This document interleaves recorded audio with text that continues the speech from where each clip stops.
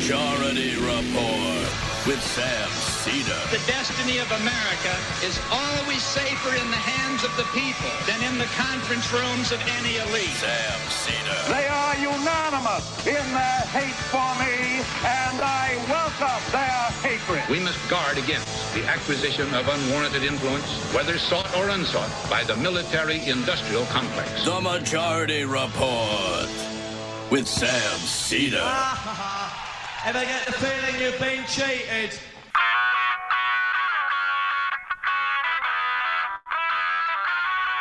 It is Wednesday, February 9th, 2022. My name is Sam Seder. This is the five-time award-winning Majority Report. We are broadcasting live steps from the industrially ravaged Gowanus Canal in the heartland of America, downtown Brooklyn, USA. On the program today, Kellie Carter Jackson, Associate Professor of Africana Studies at Wellesley College, author of Force and Freedom, Black Abolitionists and the Politics of Violence. Meanwhile, the House passes a continuing resolution to avoid a shutdown, buys itself another month of government budget. Speaker of the House Nancy Pelosi caves. Democrats will now push on a lawmaker stock trade ban. Meanwhile, New York State, the latest to roll back the mask mandates. And the Kansas State Senate overrides the Democratic governor's veto of new redistricting maps, forever known as the Jayhawk ivermectin gerrymander. We'll explain. Meanwhile, the House passes a bill to shore up the post office, reverses that 2006 legislative mandate to pre-fund health care for 75 years worth of postal workers, ones who were not even born. Mitch McConnell fires another shot in the Republicans' ongoing battle over January 6th. And Russia refutes that any progress was made with Macron. All this and more on today's Majority Report. Welcome, ladies and gentlemen. Glad you could join us here, as always, to roll out her catchphrase about Wednesdays. Emma Vegland. Vagland. I don't know. I'm pronunciation was exhausted. We had a meltdown in the system in terms of me getting sleep at the house, my apartment last night with the kids. So Meltdown in the system. a meltdown in the system. System melted down. Yeah, I mean, you're mixing metaphors, but that's okay. That's all right. The system, believe me, it melted down. The system melted down. System total failure. System failure. Right. Yep. All right. You want to elaborate? Wait, aren't you going to do your catchphrase for Wednesdays? God, you want me to like dance for you, like a little? No, just do you coined a phrase. You like a I'm like a circus animal. It's hump day. There you go, ladies and gentlemen, and now it's official. There you are. A sound drop for that. Charge. There you go. That means the rest of the week is downhill. Are you gonna pay me extra for some of this? You know, I as far as I know, I bought the rights. I bought the rights to that. We pay a license fee for every time you say that. I don't know. Listen, and I just want to say, we're joking. We know that Emma did not coin that phrase. You do not have to send us emails saying that you've heard that since you were a child. Okay, Has that happened? Yeah, don't you remember that? Oh, I know. Oh yeah, the last Wednesday I read it, right? Or was it the Wednesday before? It was a while ago. Maybe it was. I don't know. Maybe it was. Maybe as far as I know, it was 5 years ago I read it. I can't remember. Yeah. New report out of Afghanistan.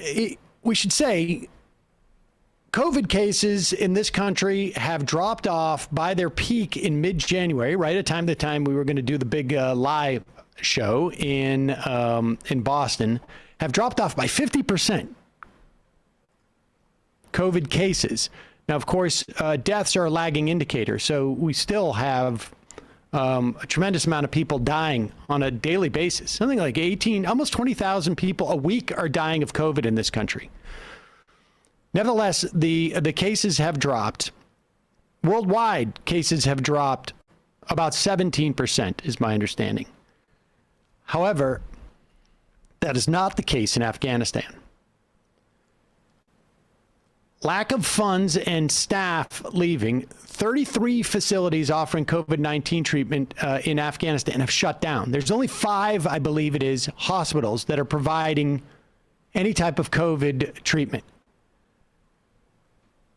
Approximately 90% of the population in Afghanistan are living below poverty line. We are sitting on $7 billion worth of Afghan assets, in addition to also not just freezing these assets, maybe closer to 10 billion. There's also no financial aid to the Afghan government.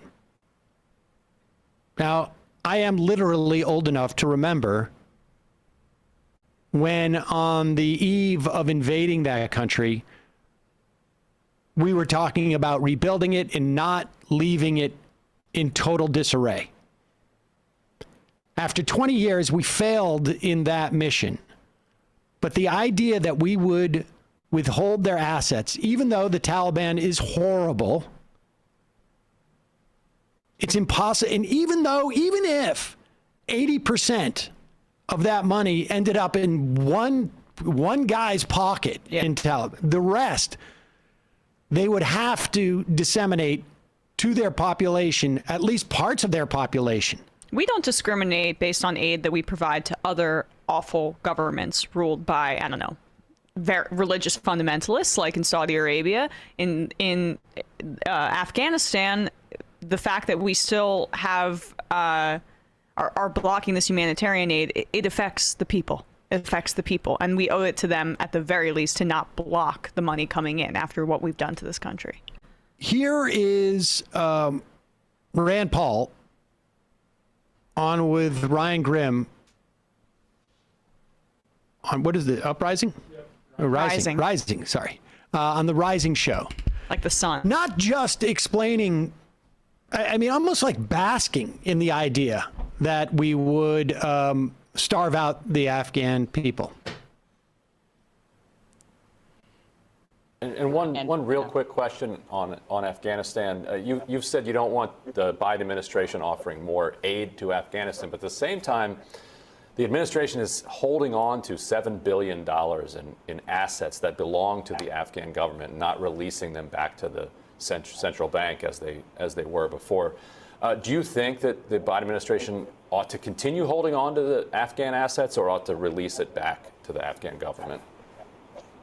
It's probably hard for me to imagine that something we're holding is actually an Afghan asset. We were giving them $50 billion a year. I would think the $7 billion is stuff they owe us.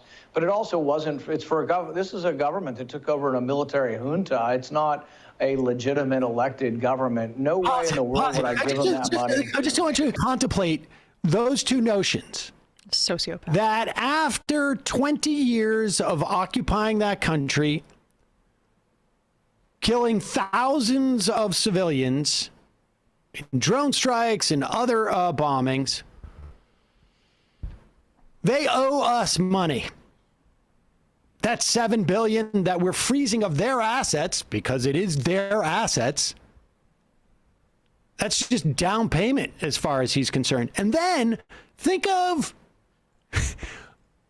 the ability to say with a straight face, their government took over in a military junta. Oh, it sounds scarier when I say it like that. Well, who was their government before we invaded?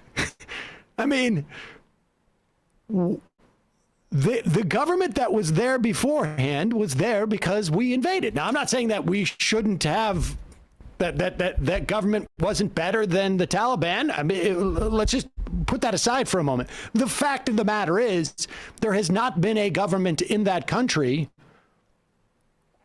for at least 2 decades, but probably more, that hasn't taken over in a military junta. Yeah, and it was a junta, so much so that the Trump administration was negotiating with the Taliban prior to the military junta in order to make that transition into leading the entire country. This is Exhibit A and why you can't partner with these freaks in any sort of anti-war purposes, these libertarian anti-war folks, because they're only really interested, they're only against war because it conflicts with austerity policy. That's exactly it. I mean, I don't know that you can't partner with them in a very limited fashion to end a war, but understand their reasons for ending it have nothing to do with the humanity of the people who are on the other side of those bombs. They want to, any anti-interventionist strain in the libertarian wing of the Republican Party is basically because we have no interest in helping brown people from starvation or violence. They are fine with them dying. That's the point.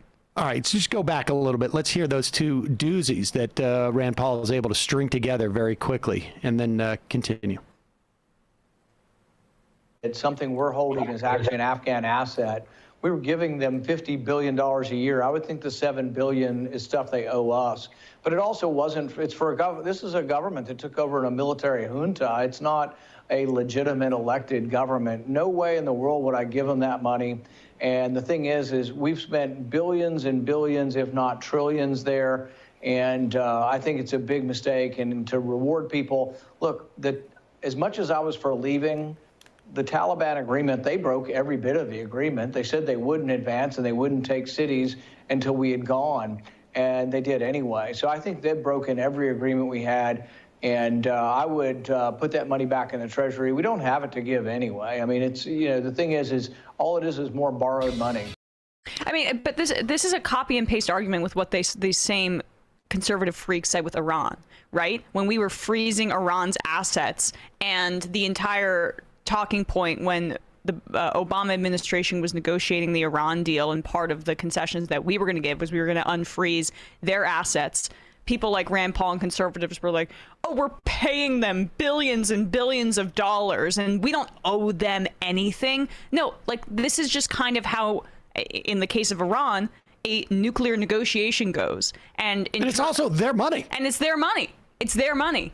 But it's framed like that by someone like Rand Paul. It makes it sound scary because it's Muslim people. That's exactly what that is. Shocking that this guy's able to just say those words out loud like that. As you have thousands of people starving, dying, unable to deal with COVID or the food, ability to get people food during the winter. I mean, just shocking. And 6-7 billion is nothing. Is what, 10, maybe 20% of just the increase in our defense budget that the Pentagon didn't even ask for. In other words, we gave the Pentagon $30 billion beyond what their request was. We don't have the money. And also, another, just last point, another reason this is on the Biden administration, the COVID, the lack of COVID care in Afghanistan, is because the Biden administration months ago issued a press release saying that it favored waiving the intellectual property for these vaccines and has done absolutely nothing to further that effort. And that would be a huge help in getting poorer nations vaccine access, which they don't want to do. They just flat out don't want to. All right, in just a moment, we're going to bring on Kellie Carter-Jackson, Associate Professor of Africana Studies at Wellesley College, author of Force and Freedom, Black Abolitionists and the Politics of Violence. Just a little bit of housekeeping first. Just a reminder, if you go to MajorityLive.com, you can get tickets to either the Boston show or the Brooklyn show, or frankly, both of those shows. You will not regret it. We have the Brooklyn show is just about a month and a half away. And the Boston show is in May 15th. So one in March 26th. Yes. In Brooklyn. Saturday, 2 p.m. Thank you. And then May 15th, Sunday, 2 p.m. in Boston. Check those out. Also, don't forget the AM Quickie, amquickie.com. You can get an email blast every morning, top stories of the day. And it is your support that makes this show possible. You can become a member at jointhemajorityreport.com. Something's gone on hinky with our advertising, so we don't have that much advertising. Of course, members won't know that because we usually cut out the ad. We always cut out the ads for members. But if you are listening to the free show and enjoying it and have the ability to support it, jointhemajorityreport.com. Much appreciated. All right, welcome to the program, Kellie Carter-Jackson, author of Force and Freedom, Black Abolitionists and the Politics of Violence. Kellie, welcome to the program. I'm here with Emma Vigeland. Hi, how are you? Thanks for having me. Of course, doing well. Thanks for coming and doing well. So let's. I want to jump right into this. Let's start before we get to sort of the history of the abolitionist movement and sort of how it progresses over time. What is what in terms of the scholarship that has been done, broadly speaking, and also the way that we understand the abolitionist movement, what has the prevailing narrative been about that movement over the years? Not good. So the prevailing idea about the abolitionist movement was that it was a sort of a white man's burden in a lot of ways, in which white men got to be the saviors and the heroes, and people like William Lloyd Garrison or people like Gerrit Smith or other white abolitionists were kind of put at the center of the movement. And Frederick Douglass was a centerpiece, but there were so many other prominent Black leaders than Frederick Douglass that were operating in abolitionist circles. So one of the things I wanted to do with my work was to really change the perspective and look at the abolitionist movement through the lens of Black leaders themselves. No one needed to tell them that slavery was wrong. They knew that. Enslaved people knew that from the moment they had been enslaved. And so I wanted to try to take this narrative and really just give it a new center and make Black people the center of the story. And part of that story is the, and I don't know how you would describe it, the evolution or the, I guess the change, the development of the idea, the shift into perceiving violence as, and I think you call it it is the ideology of last resort, that the last resort, they had come to the last resort. Oh, absolutely. The abolitionist movement starts out as a movement of moral suasion, meaning abolitionists thought they could morally persuade slaveholders that slavery was a sin, that part of this is the Great Awakening, this religious revival. Christ is coming back. Don't let him come back and find you a slaveholder. You know, there's a lot of morally persuading people that slavery is wrong and using non-resistance and non-violence as a tactic, kind of like guilt or shaming people into freeing their slaves. And that works, kinda, but a lot of Black abolitionists, I say in my book, when we think about moral suasion, they are renters, not owners, meaning they don't completely own this idea or narrative because in the face of a mob or a riot or an attack, they always defended themselves and they had to, and they always believed that self-defense should not be on the table or off the table. But more importantly, they saw that slavery started in violence, it was sustained by violence, and it only made sense for slavery to be overthrown by violence as well. And the moral pleas are so, I end up being fruitless, right? Because there are a lot of slave owners who claim that slavery was benevolent. Can you talk a little bit about that history? Because there was a lot of language working backwards from their desire to maintain slaves, to maintain their economic prosperity, and essentially saying, this is how we bring Black people into civilized society. It's the only way that we can do it is to enslave them.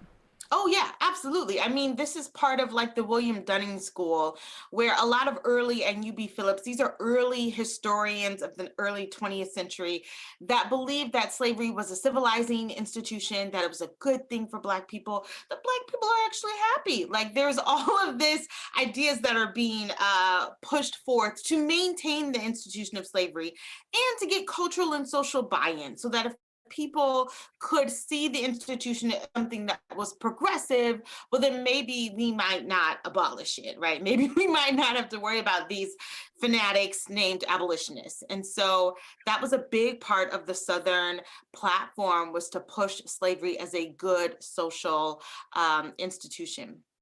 Was it also? I mean, how much? Talk about the Christianity in this context, right? Because if the abolitionists, and we're talking this is a movement that starts, I guess, in the 1750s, maybe, arguably, right, and progresses over time.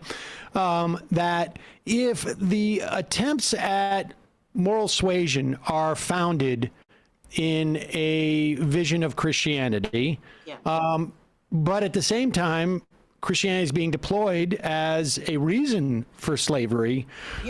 And I imagine in terms of those who are deploying it as a reason for slavery felt like, well, we were Christian first. So we have a better notion. But can you talk about how that battle from a religious perspective sort of draws out over until we get into the early 1800s, maybe a little bit deeper into the 1800s, where things start to shift? Yeah, absolutely. So I should say that, and I have to tell my students this all the time, that like Christianity was in Africa, right? There were Black Christians before Europeans come on the scene. So they don't need them to convert them to a religion that they were already practicing. So that's one that's really important. Two, a lot of Black Americans looked at the abolition of slavery through the lens of the Old Testament. So they believed they were very much like the Israelites, sort of like, let my people go, in terms of, the Egyptians oppressing the Israelites. A lot of slaveholders look to the New Testament as a way to take scripture out of context and try to say, well, the Apostle Paul says, slaves, obey your masters, right? And they would use that as sort of a clarion call for how God slaves to be submissive or to fall in line. So everyone's invoking the Bible, right? Not everybody's using it within its proper context or interpretation, but there's definitely a split between the Old Testament and the New Testament, between how enslaved people are using it and weaponizing it, and how slaveholders are using the Bible and weaponizing it as well. And so let's talk about the shift. But before we get to sort of tell us a little bit, about James McHugh Smith, because he's writing. this is in the introduction, essentially, I think, or the first chapter of your book. But I really didn't know of that critique of the way that the Brits, the English, got rid of slavery, because a lot of times we hear in this country from maybe sort of like neo-Dunning schoolites, or that, like, well, if Lincoln had maybe just tried to pay slave owners or something, that would have been a better solution or something. But talk about McHugh Smith, because because there's an intellectual ballast there for why we've gotten closer to the last resort. Oh, for sure. So McHugh Smith is doing a lot of things. He's talking about he's talking about freedoms won versus freedoms given. And he basically says that freedoms given, it's not worth having, right? That we need to take freedom. If you want freedom, you have to take it with your own hands and set your own terms. And he basically says that the British gave enslaved people their freedom, but they also compensated their slaveholders about 20 million British pounds. That's a lot of money. A lot of times people think enslaved people are getting compensated. They were not. Only their slave holders were being compensated for their property, for their enslaved property. And so there is an attempt to do this in the United States. It happens during the American Revolution. George Washington basically says to Georgia and South Carolina, hey, if you let your enslaved people fight, we will compensate you. We will pay you for them. And Georgia and South Carolina are like, no, thanks. So there is always a push to maintain slavery at all costs. And so that is why McCune Smith is basically saying, like, listen, we shouldn't celebrate freedoms given. We need to celebrate freedoms won. We need to celebrate the Haitian Revolution. We need to have our own agency and declare freedom for ourselves. And that white people only hear us, they only respect us when we use things like force and violence. And he cites slave rebellions as a perfect example of that. Tell us about John Anderson, because his story in many ways sort of is metaphorical for the evolution of an understanding by the abolitionist movement that they need to deploy violence. Yeah, the story of John Anderson is probably one of my favorite stories to tell because it just exemplifies the shift. So John Anderson is a formerly enslaved man who runs away from his plantation, makes it all the way to Canada.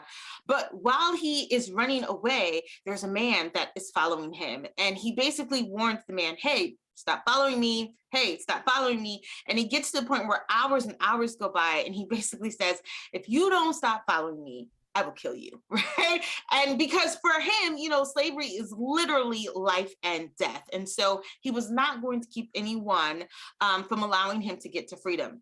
And he tells this audience, this interracial audience made up of men and women and Blacks and whites in Canada, you know, he kept pursuing me. And so I slayed him. And so I killed him. And when he says this story, the reaction of the audience is so profound because they erupt in applause. They're like, hey, bravo, you did right. And, you know, Anderson is like sort of gripped and he's basically saying, you know, I don't know if I'm really a Christian. I don't know if this was the right thing to do. And the chairman of the lecture series at the time gets up and basically says, no, you did absolutely right. And the crowd is cheering him on. And it really represents this shift in which people believe that violence and even deadly violence was a legitimate confrontation to the institution of slavery. Because slavery itself was violent, it required a violent response or reaction in order to overthrow it. And to see John Anderson's act of murder as an act of self-defense is a completely different way that the abolitionists are looking at this movement. What was there a specific time where things turned, right? We have, I mean, you mentioned William Lloyd Garrison, who is the effective leader of the abolitionist party. Yeah, exactly. The Liberator. He has a newspaper. The Liberty, I guess it's Liberty newspaper. The Liberator and the American Anti-Slavery Association, and this is 1830. And very shortly after that, there's the killing of Elijah Lovejoy in 1837, which, you know, heightens, I guess, this tension that is building. Where is the time where things turn in terms of violence being more seen? You know, that we're closer to that last resort. Yeah. Yeah. The 1850, the Fugitive Slave Act in 1850 is really where I look at it as this pivotal shift or moment. So I should give some context for this. The Fugitive Slave Law is actually an old law. It had been on the books since like 1793. George Washington invoked it to get a lot of his slaves that ran away from his plantation. But it never really had any teeth. It was very difficult to enforce. And a lot of people were more interested in helping enslaved people get to freedom than they were returning them to their slave holders. So by 1850, one of the compromises that they make, because the country is constantly at political odds, to make some concessions for the North and the South to enter California as a free state. But for the Southern states, they enact the Fugitive Slave Law and basically say, hey, you can go anywhere in the North and retrieve your stolen property, your kidnapped property, and bring them back. And not only that, if I'm a U.S. Marshal, I can go into the North, and if I see a white person, I can deputize them on the spot and say, hey, there's Tom, help me get Tom. And if you don't help me get Tom, you can be thrown in prison, you can be fined $1,000. So white Northerners hated this because they're like, hold up, not going to be basically an employee of like a slaveholder or else. And Black people realized that, man, the Mason-Dixon line is actually Canada's border. Like the only way we can be safe from kidnapping is to get to Canada or to get to Europe or to just get out of Dodge. So the options become flee or stand and fight. And a lot of abolitionists and Black leaders stand and fight. And so I write about that moment and how they see the fugitive slave law really as a moment to shift tactics. And this is also at a time where we're talking about Western expansion of the United States. At that becomes an issue for those new Western states, and the Dred Scott case also exacerbates this. And there's also you also write about a story of I guess what essentially is. And I don't know, you tell me if this was the first sort of organized example of Black self-protection that happens right around then in 1851 in Christina. Oh yeah, Christiana. That's another good story too. So William Parker is also a fugitive slave, him and his wife, and they sort of set up shop right on the border of Pennsylvania and Maryland. And this is interesting because a lot of escaped slaves left the state of Maryland because Maryland was considered a border state. So Frederick Douglass leaves Maryland, Harriet Tubman leaves out of Maryland. But William Parker's home was really known as this safe house, so that if you could get to Pennsylvania and you could get to his home, he could give you shelter, he could give you, food, supplies to help you to get further north. So in one particular incident, 4 fugitive slaves run away from their master, Edward Gorsuch. They make it to Christiana, Pennsylvania. William Parker houses them in his home. And within hours, Edward Gorsuch, the slaveholder, a U.S. Marshal, his son, his nephew, all of these men have rallied at Parker's house and basically say, hey, we know you have our slaves, give them up. And Parker basically says, yeah, over my dead body. That's not happening. And his wife starts to sound the alarm. His wife, Harriet, sounds the alarm, and she basically, or Eliza, I'm getting him confused with another abolitionist. Eliza sounds the alarm, and they alert the Black Self-Protection Society, which is made of dozens of Black and white people that commit themselves to protecting fugitive slaves, even at the risk of their own lives. And so about 80 men and women surround Edward Gorsuch and the U.S. Marshal. They're armed with guns, with rifles, with pitchforks and farm equipment. And they basically stand their ground and say, you will not take these people. You will not take them back into slavery. And the story kind of goes, no one knows who fired the first shot. But at the end of the day, Edward Gorsuch, the slaveholder, is lying on the ground dying. And William Parker basically says the women put it into him. And I'm like, oh my gosh, it's amazing. Because it also shows you that violence is not gendered as well. It doesn't just belong to the men, that women were just as much invested in using protective self-defense. And they kill Edward Gorsuch, and the 4 fugitive slaves, along with William Parker, escape. They make it all the way to New York. Frederick Douglass, he gives them shelter, he feeds them, and he puts them on a boat to Canada. And it's just this remarkable story, and all in which, back in Pennsylvania, there's a major trial that's held. Everybody gets acquitted. Everybody goes free. And this is a moment where John Wilkes Booth, who was good friends with Edward Gorsuch's son, says, I cannot believe that they acquitted all these people. I cannot believe that a slaveholder was killed and no one was held accountable. The North will pay for this. And it's part of his motivation, not just in killing Lincoln, but a lot of the, nefarious practices he takes up. I want to keep going along with this, but also, this is probably a good time to introduce or ask the question of, and in some respect, this is underlies your thesis here. There is that would happen in 1851. How much was this turn in Black self-defense and Black, I guess, perception of that we are evolving intellectually to the idea of that violence is really, we're at the last resort. How much of that fueled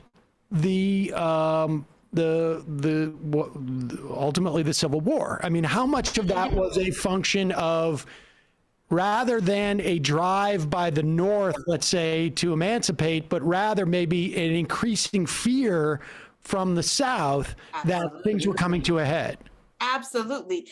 Black people are instrumental in the oncoming of the Civil War. Now, I will say this, as historians, we're like, nothing's inevitable. We're not going to say the Civil War is inevitable.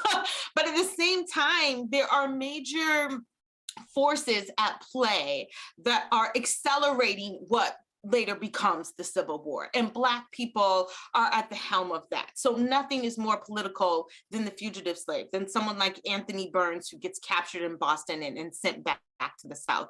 Nothing is more political than Harriet Tubman, who has a high bounty on her head, who is, making these trips back and forth. Or someone like Frederick Douglass, who's making these speeches that are in essence verbal violence, right? It's the way that people can be threatening to the institution of slavery. And then, you have people like Charles Sumner, a radical Republican, who's making incendiary speeches and paying for it almost with his life. He gets caned in a Senate chamber in 1854. So it's in a lot of ways, these fighting words become real acts of violence. And I think John Brown's raid on Harper's Ferry, that failed attempt, I'm going to call it like a successful failure, because even though it fails in the raid, it succeeds in causing the Civil War and causing the South to want to take up arms and compelling the North to do something about the institution of slavery. Talk about the four principles that were involved in the endorsement of violence at that point. Go ahead. There's a lot. So I try to categorize how we should understand like protective violence and political violence, because it can mean a lot of different things. In some ways, it means running away. You are literally committing an act of theft. You are stealing your personhood away from the plantation and your labor and your value, because enslaved people were literally like cash. They could be traded in like cash for loans and what have you. So running away, stealing yourself away. There's also what I call like protective violence, which is these vigilance societies which came together and protected one another, these Black self-protection societies. Sometimes they would make these like quasi-military groups made up of Black men that would protect free Black communities or certainly fugitive slaves.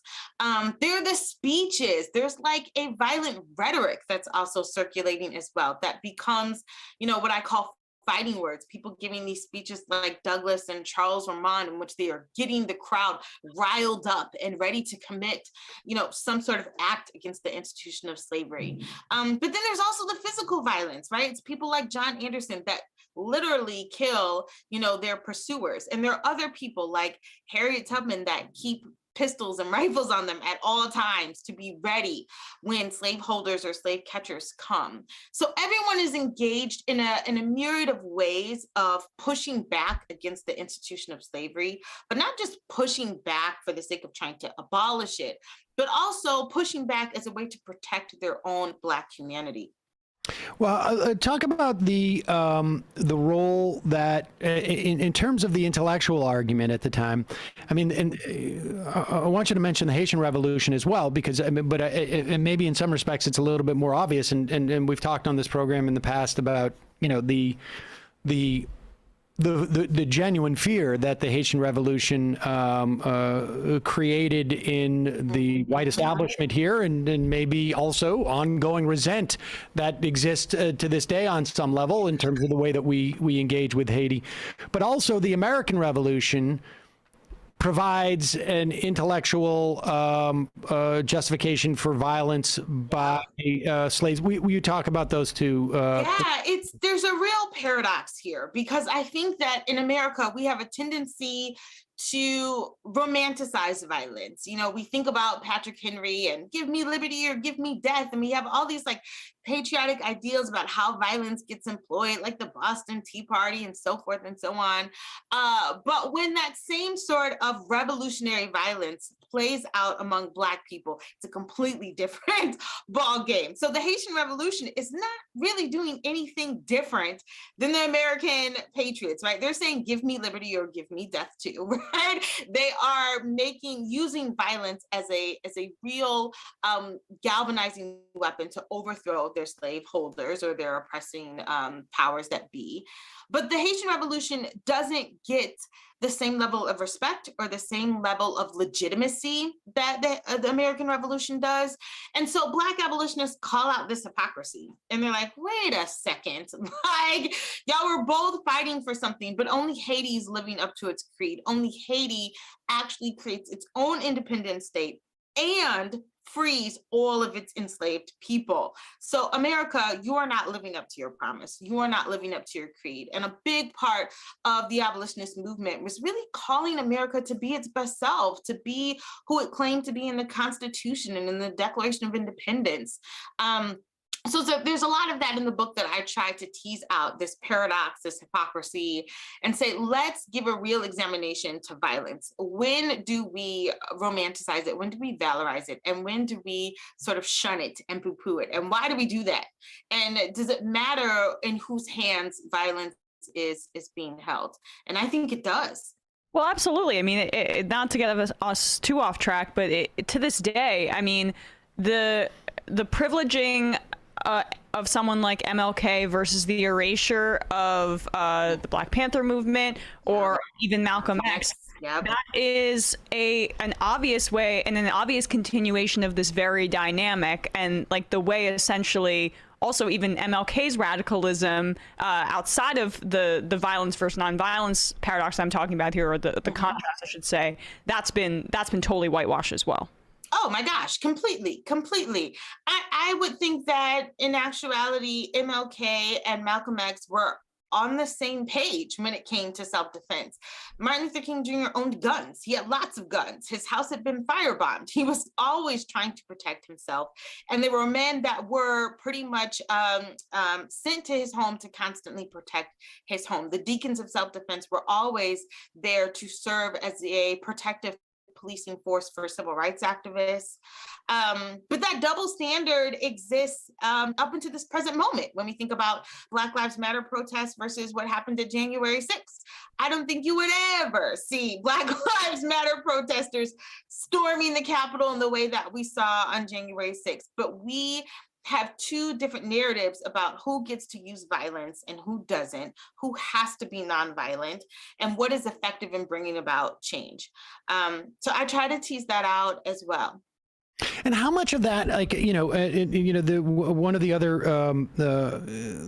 the concept that the only means to solidify the citizenship of freed slaves was through violence. It's sort of building on what, we had talked about James McHugh Smith making this argument that, to be purchased out of slavery still maintains the paradigm that you're a commodity as opposed to a citizen. How much, how much of that played into it at that point, and how much of that, I guess, continues to play out in the struggles over the years, that if it is granted, it is actually not as valuable as if it is taken, because the paradigm is still that we're being bequeathed something as opposed to it just simply belongs to us. Yes, Sam, you're spot on. You're spot on. I mean, that's exactly what that message is sending out, is that if you can somehow be purchased or bought, or we can, use money as a way to coerce your submission or obedience, then are you really free, right? Are you really liberated? Is this what liberation really looks like? And so, I mean, these are hard questions to ask, because it begs, how do we get beyond symbolic change into like structural change? And again, when I take it up to the present, I think there's so much resonance here, right? Because there's a lot of the giving of symbolic tropes, the giving away of like, you know, the Confederate flag or other sort of symbolic things, taking Aunt Jemima off the box, or, you know, like all of this. Sure, we'll give you that. Like lawmakers taking a knee in a community. That's the only thing that it's a sort of like just hovering in front of my face right now. But it's just, you know, it doesn't have the same kind of value or cachet as the demands. The protesters were actually demanding that we end systemic racism, that we end mass incarceration and police brutality, that we have real hard looks at ourselves and realize what it is that we have to be willing to forfeit. And if you can't forfeit it, you know, be willing to face the fact that someone might take it. Like that's a real issue that I think is constantly playing out in American history and also in our current present moment. At what point does, I mean, I keep returning to this, but I'm just sort of fascinated by it because, you know, we see religion used in this instance. I mean, religion is used by both parties essentially. At what point does religion drop out of this ongoing struggle? I mean, does it take the Civil War to do it, or is it? I mean, is it ongoing? I mean, obviously, it still exists on some level. That MLK was a preacher, right? I mean, or Malcolm X was, of Islam. Yeah, you know, I think religion will always play a role. I don't think religion is as much center stage for Black Americans or in the Black Lives Matter movement as it was in the abolitionist movement and within the civil rights movement. But I think religion is huge for the right. When you think about the right and the conservative movement, evangelicalism is at the heart of it. And so I think that in a lot of ways, while Black people may slowly, in some ways, be moving away the church as a facilitator of this activism, I think on the other hand, we see how the right has completely co-opted the church and used it as a facilitator for these moral, political, and even economic, engagements. And so to me, that's always fascinating, is not necessarily how the church is being used in the Black community, but how the church gets used in the white community, and what we make immoral and what we make acceptable and what becomes wrong or problematic. Those terms are being set by the evangelical church. Well, it's a fascinating corrective on this sort of, I think, the conventional narrative we have about abolitionists, and really appreciate your coming on to talk about it. Kellie Carter-Jackson, Associate Professor of Africana Studies at Wellesley College, author of Force and Freedom, Black Abolitionists and the Politics of Violence. We'll put a link to that at majority.fm. Thank you. Thanks so much. Thanks for coming on. All right, folks. Going to head into the fun half. 646-257-3920 is the number. We will take your phone calls. We will take your IMs, actually. I forgot to turn on my IM machine there. I have had it open so I can read a few of the old ones. Okay. Sounds good. That works.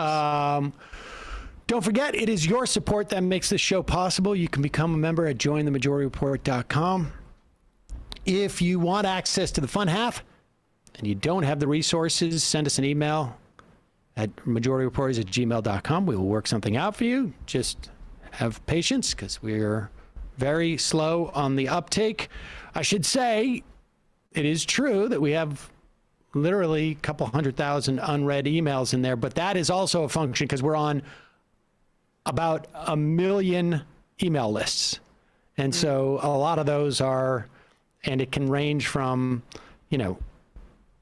random Democratic candidates to, President Trump has a whole set of Trump plates to sell you, essentially. Yeah, I feel like that some of those email list subscriptions are jokes. People put us on them. Yeah.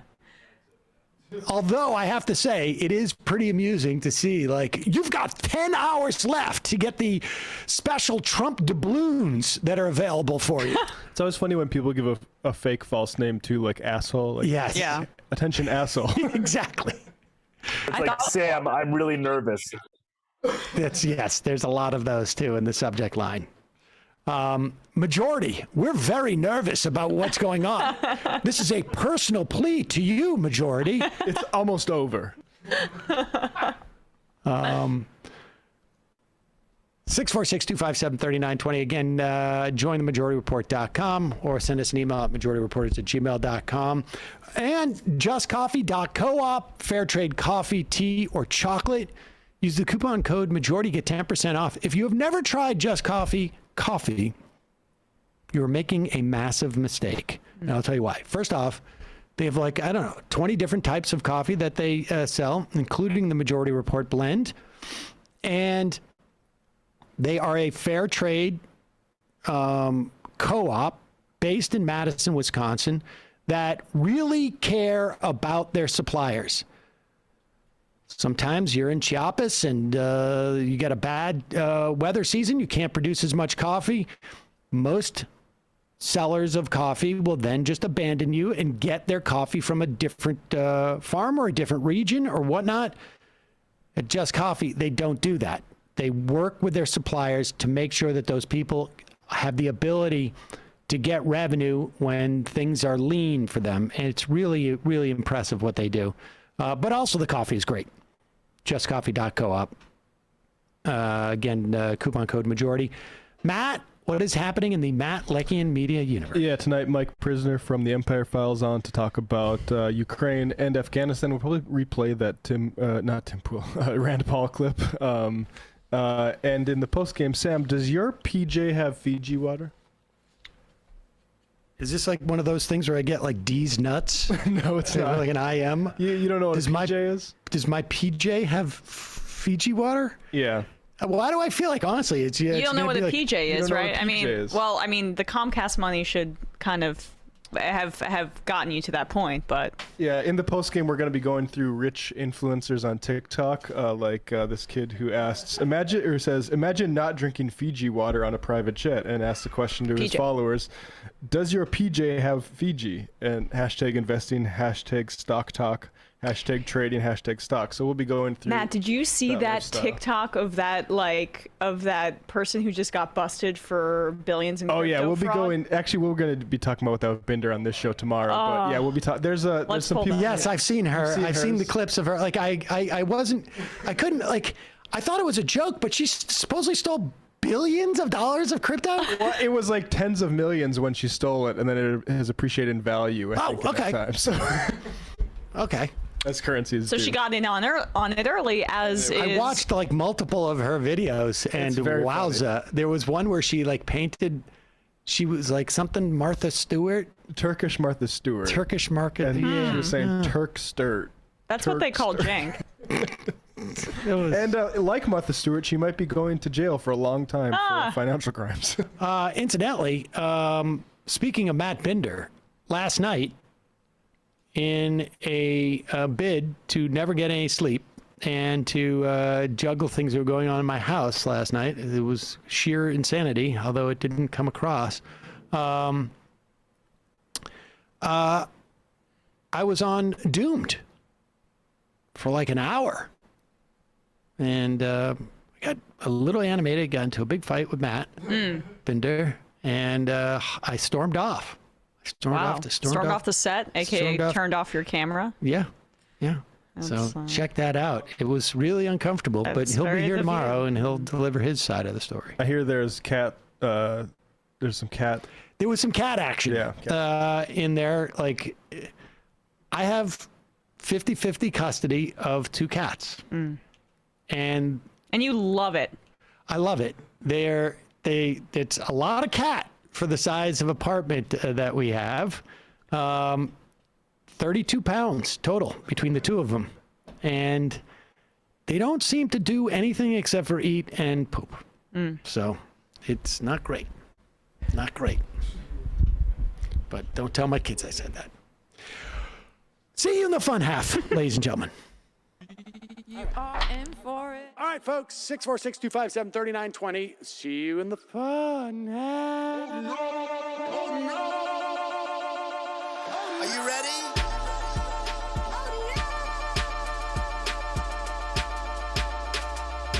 sent us this. Alpha males are back. Boy is back. And the alpha males are back. Just as delicious as you could imagine. The alpha males are back.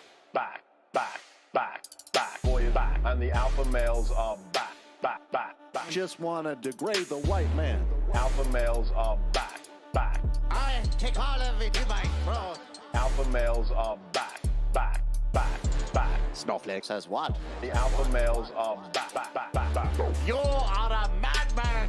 And the alpha males are back. Oh no, Sam Seder! What a fucking nightmare! Bring back DJ Danner.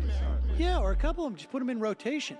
DJ Danner. Well, the problem with those is they're like 45 seconds long, so I don't know if they're enough of a break. That's fucking nonsense.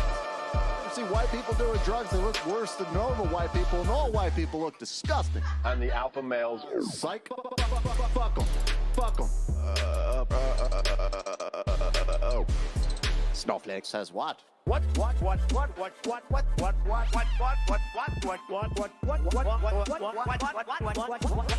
Snowflake says what?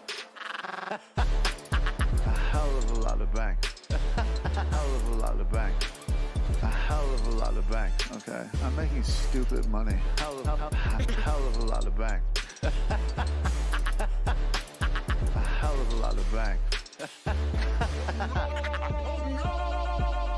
All lives matter. Have you tried doing an impression on a college campus? I think that there's no reason why reasonable people across the divide can't all agree with this. Psych. And the alpha males are back. And the Africans are black African. And the alpha males are black. And the Africans are back. When you see Donald Trump out there, doesn't a little part of you think that America deserves to be taken over by jihadists? Keeping it 100. Can't knock the hustle. Come on, fuck them. Things I do for the bigger game plan. By the way, it's my birthday. Happy birthday to me, Jew boy. I have a thought experiment for you. And the alpha males are back. Africans are black. Alpha males are black. Africans are back. Come on. Come on. Someone needs to pay the price for blasphemy around here. I am a total pussy.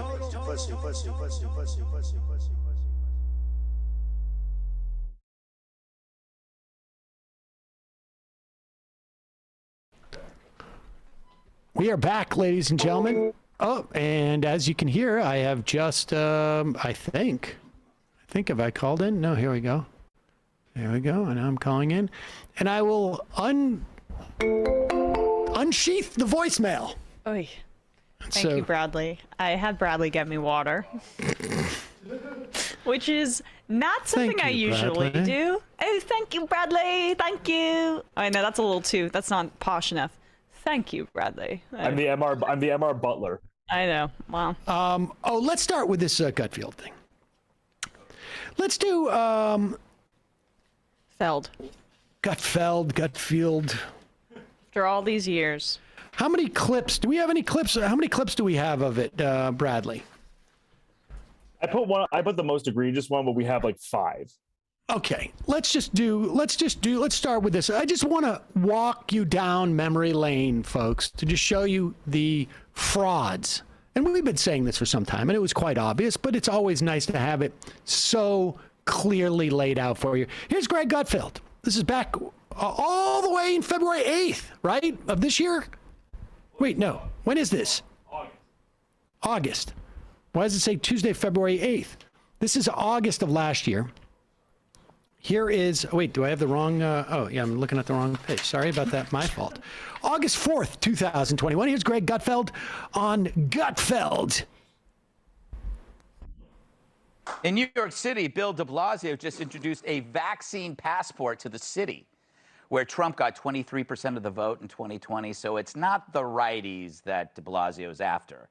The new passport system calls for showing proof of vax to enter gyms, restaurants, and entertainment venues, which, judging by the stats I just mentioned, effectively bans most blacks. just like the Dems did to them during the classic Jim Crow days. So who's the Hitler now? If 70% of black New Yorkers are unvaccinated, they're the ones getting banned. Talk about white privilege. Imagine if Trump had done this. CNN would be handing out the pitchforks. By the way, it's odd that the left says you can't be expected to present an ID to vote, but you must show vaccine proof everywhere else. Why not allow absentee vaccine proof with no signature verification dropped off by people who hate vaccines? I mean, there's a hole in their plan. You know a bus full of illegal immigrants. He's making fun of vaccine passports.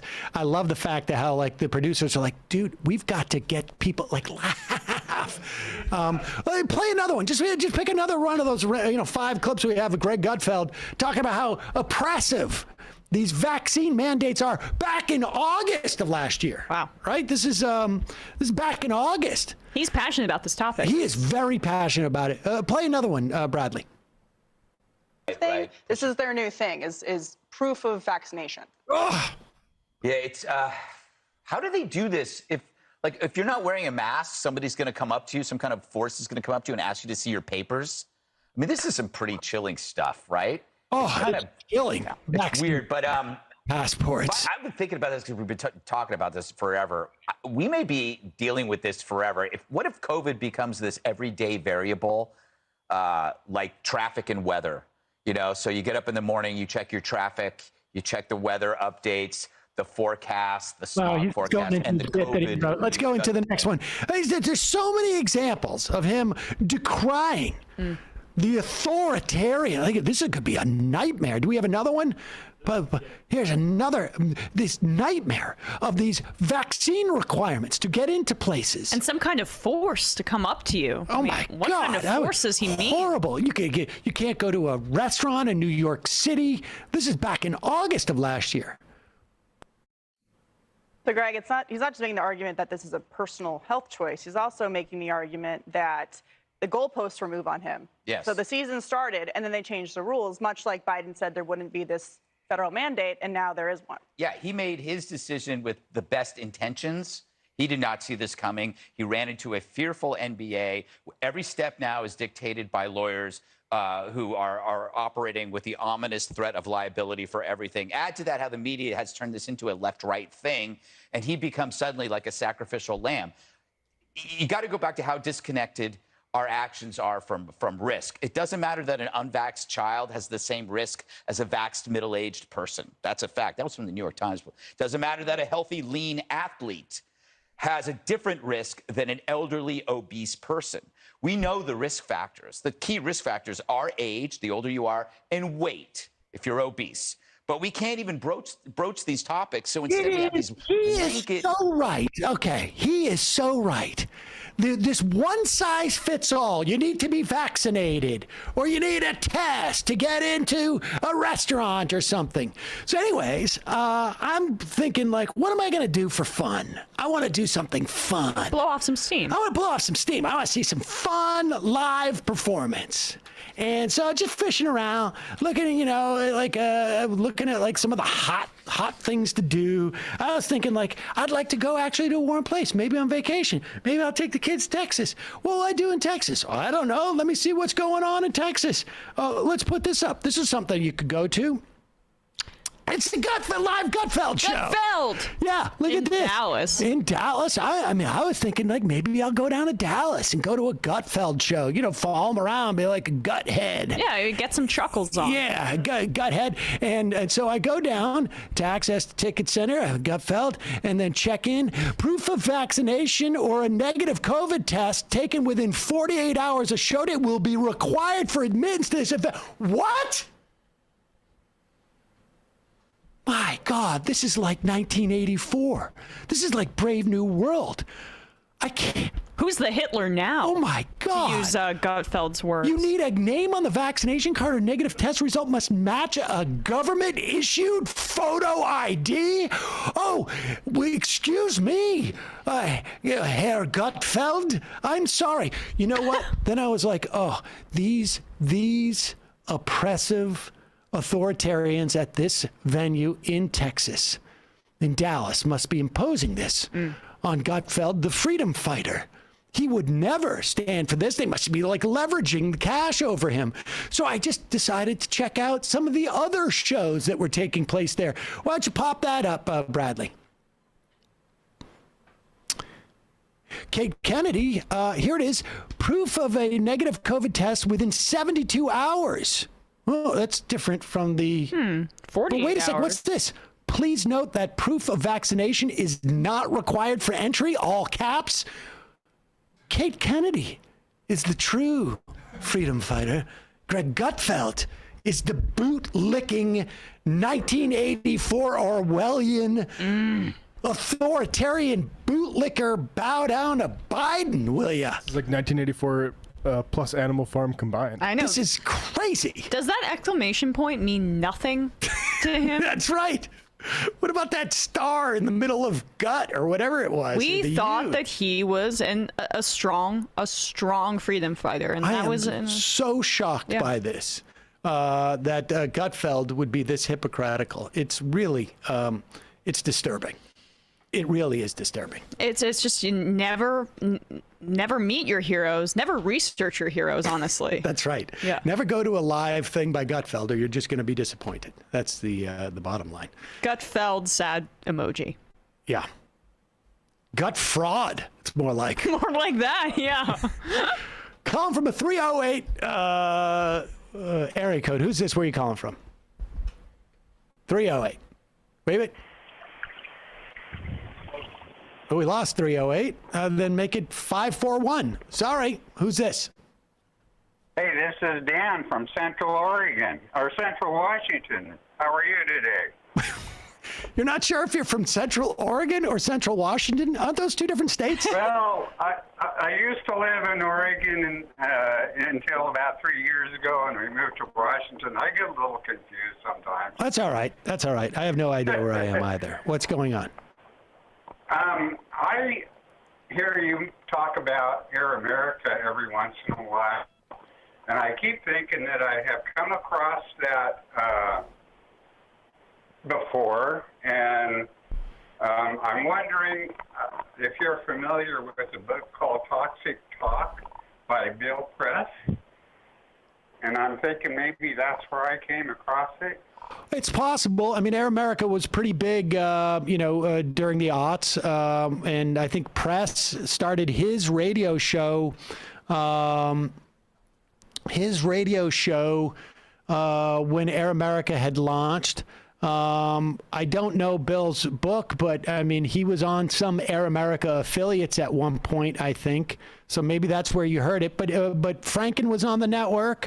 Janine Garofalo and I had a show. Randy Rhodes, Mike Malloy, Rachel Maddow had a show with Chuck D and Liz Winstead. Mark Maron had a show on in the mornings.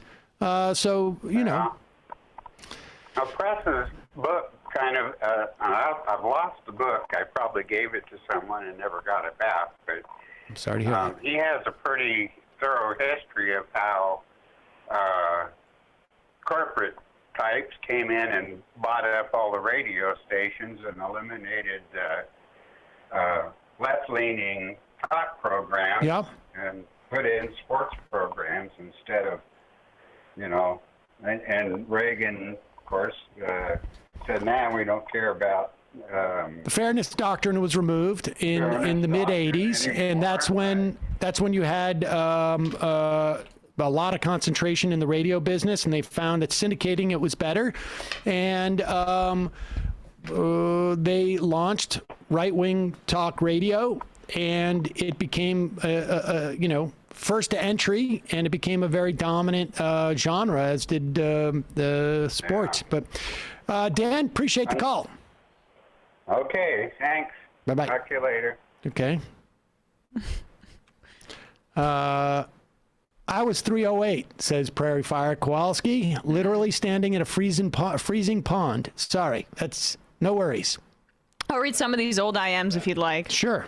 Lefty band teacher. My white grandmother was born in Texas in the 1920s. Oral history, photographs, and census records show that her family had 2 unpaid live-in black servants who bore the same last name as her white family. They were essentially slaves. So My conversation prompted to the MR crew, when did slavery actually end, says Lefty Band Teacher.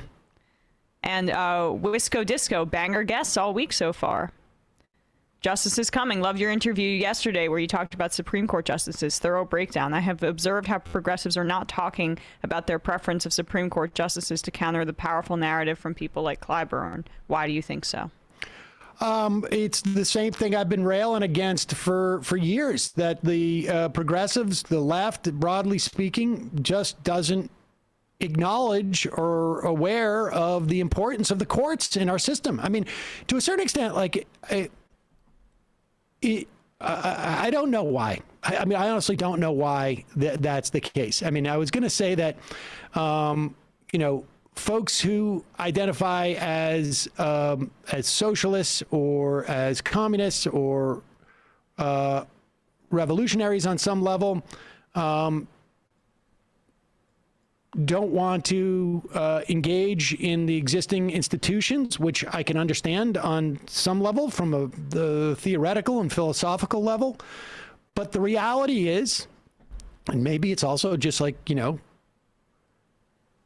at one point you get old and you realize, like, well, you know what? I mean, I can't necessarily count on the revolution coming in 4 or 5 years. So to hedge my bets, I may have to deal with the Supreme Court justice, one of 5 or 6 people who is going to be on the court for 30 years and has the ability to essentially outlaw any type of structural change that we may want. And we are headed into an era, and if you've been listening to this program for any period of time, we've been saying this on this show for at least 6, 7, 8 years. We're heading into a period where we're going to have a court. And if you want the closest analogy to what that court is like, go back to the 1920s.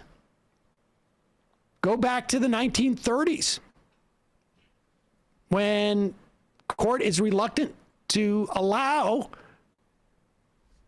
minimum wage, 40-hour work week, child labor laws. These were all things that the court at one point or another said, no, this is an infringement on the freedom of contract. And also that same court allowed for Jim Crow laws, allowed for the disenfranchisement of black voters. And we're headed into it. And I don't know why people don't, why, you know, that message doesn't come across to the left. I mean, I think, you know, partly it's it's an incredibly undemocratic institution. And so, you know, but it's still real. It's real. I think also part of it is the right wing. They see somebody like Kavanaugh get in or whatever, and they're like, that somebody that represents me. Communists and leftists aren't going to get that. The best is like, you're going to get a good liberal on there. But I like, this was a problem even 20 years ago, 30 years ago. Every Supreme Court justice who has been appointed to the court, at least in the past 30 years, maybe this changed actually with Kagan and Kennedy, I guess. Not Kennedy. Maybe there was one appointment that it's arguable. But every appointment has moved the court to the right. Even the so-called liberal ones are replacing in that seat someone who is to their left. And that is a problem. Yeah. I mean, well, there's just, I mean, there's the right caught on to this a long time ago, and the Democrats are only just beginning to understand. Abortion allowed for them to really, I mean, look, the corporate interests know the relevance of the Supreme Court. And know the relevance of even like the DC Circuit Court, which deals with a lot of administrative law. And they have platoons of lawyers who go in, and when they want to like eviscerate Dodd-Frank, They have multiple waves of evisceration. They try to eviscerate it on a legislative level, which in fact got you Dodd-Frank, as opposed to Dodd-Frank was attempting to be more surgical in the way that it dealt with our banking system, as opposed to just simply taking a meat cleaver and saying, we're going back to Glass-Steagall days where we disconnect commercial banks from investment banks. Dodd-Frank was like more surgical in this. And then once it gets to be more surgical, where you like have this law and that law and this law and this regulation, that regulation, then the lawyers take over, and as it gets to be, as the regulatory agencies attempt to execute this, the lawyers come in and they either tie up the regulatory agency for years and years and years, because the expenditure is worth it for these banks and whatnot, or, and it's not mutually exclusive, they attempt to get a majority on a court like the D.C. Circuit Court. In fact, Republicans were not only, and this is why the filibuster got removed, preventing Obama from putting people on that court until Harry Reid got rid of the filibuster for that level of federal judiciary spots. They were trying to permanently diminish the number of members on that court so that they could maintain a majority, because that was the court that would, on a really the second most powerful court in the country, would deal with a lot of the questions like, does the SEC have the right to regulate this part of banking? Does the EPA have the right to determine whether this chemical is dangerous to people? And when they failed at that, they, while also simultaneously going at the Supreme Court. So there's no... It really is a failure. And I will say this, that there was a concerted effort by some people. We had a couple of those people on. Brian Fallon, for one, a guy came from the Obama administration and recognized their failure at focusing on the courts, who have been trying to push Biden. And Biden has, it's not, I'm not content with what he has done, but by any reasonable measure has done a better job than we've had in any of the Democratic presidents prior to this, in terms of appointing people to the federal judiciary, in terms of having a diversity of people. There's still really horrible judges that he's putting on there. Childs could be one. I don't know how horrible Childs is, but certainly not the best of the picks that he has. But there's a woman who represented Chevron, who Trump nominated, that Biden seems to be re-entering her nomination.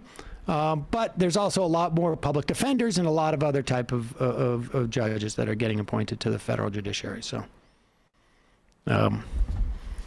that's that. You want to read another IM? Sure. Maybe. Man shovel. Economic sanctions should be considered war crimes, using the suffering of the Afghan people from sanctions as leverage against their government while pretending to care about human rights is cynical at best and absolutely appalling, especially given the devastation which the U.S. is responsible for. What is their end game? There is none. More endless war for the MIC grift. Joe Biden. Come on, man. Yeah, it does seem just like war. It is just war by another means. It is. And look, I am in favor of freezing assets of specific classes of people when it comes to Russia. I am perfectly in favor of like freezing the assets of oligarchs in this that are in this country. I am okay with some vague threats of broader sanctions if you're trying to prevent a war. Whether I would actually impose those, I would, in more instances than not, I would rather not.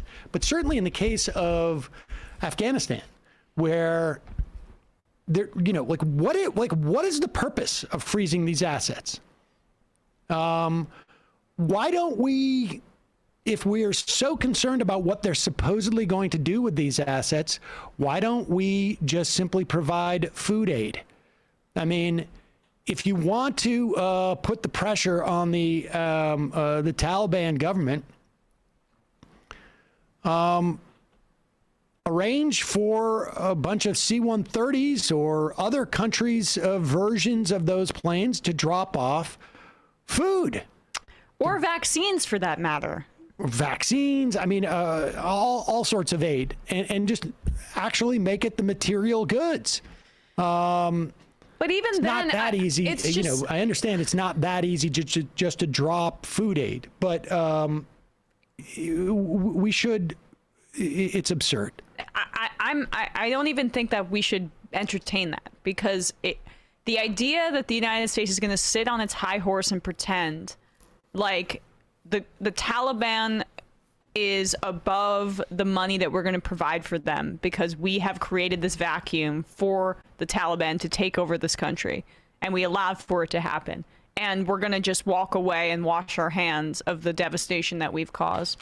It's ridiculous, especially given the aid that we provide for reprehensible countries or governments all over the globe.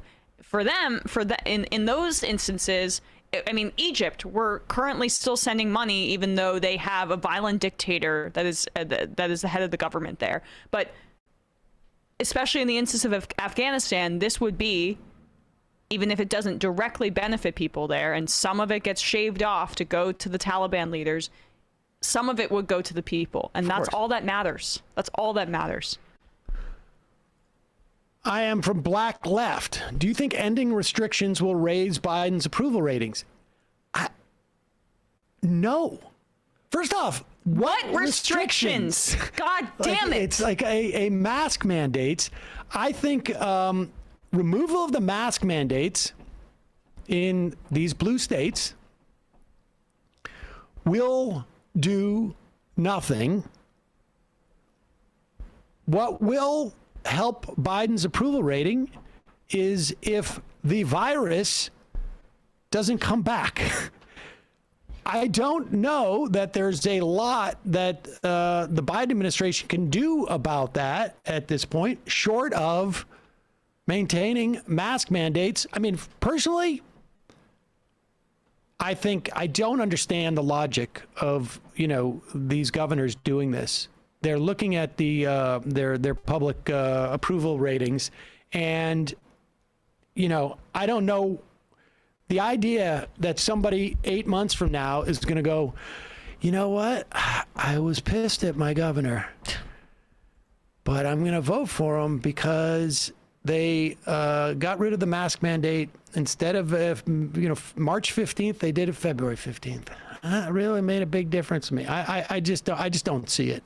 And, it's quite clear that Omicron is receding. How about you let it recede? Bradley, can you pull this up? This article I sent is in the Atlantic today, and it's just like it made my blood boil. Just on this topic for a second.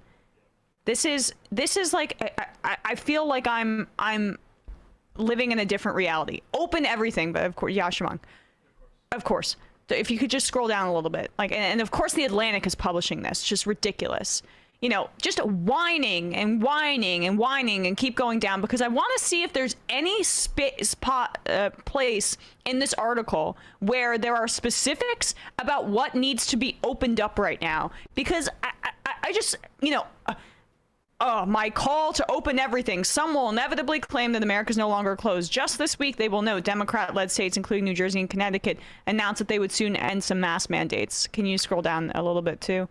But this view ignores how profoundly steps to stop the spread of the coronavirus still affect everyday life. So there he concedes basically the point that people like me will say nothing is closed.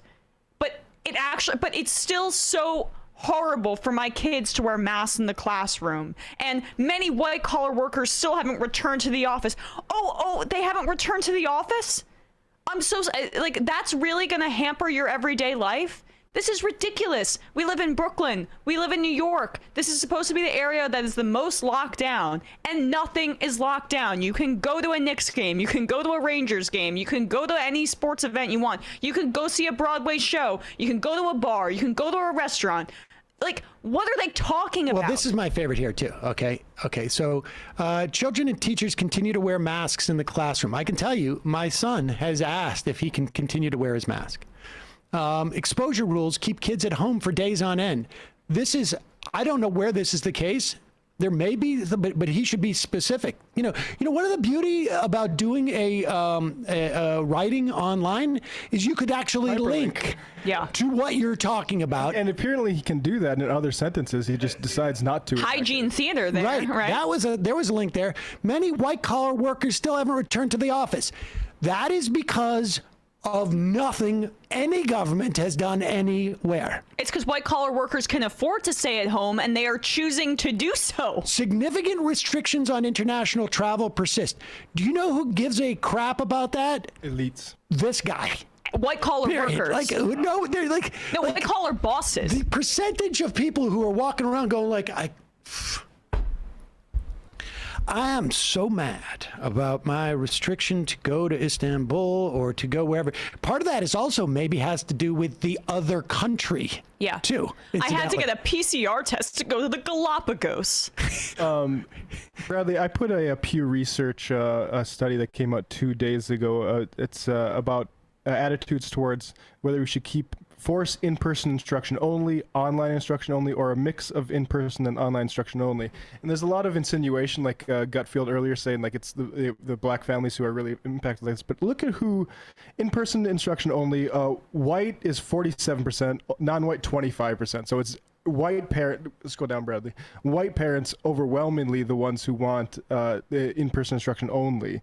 And also, the higher you go up the income, the more likely you are to want in-person instruction only. Yes. As opposed to the sensible one on the far right, which is a mix of in-person and online instruction when you're going through things like a peak of coronavirus. It's just it is fascinating. And you know what's fascinating too is the same voices that talk about the out-of-touch elite media types who don't appreciate what your average American is going through are also the same people who completely parrot the out-of-touch media elites who make these arguments about how we're oppressing ourselves with this lockdown that doesn't exist.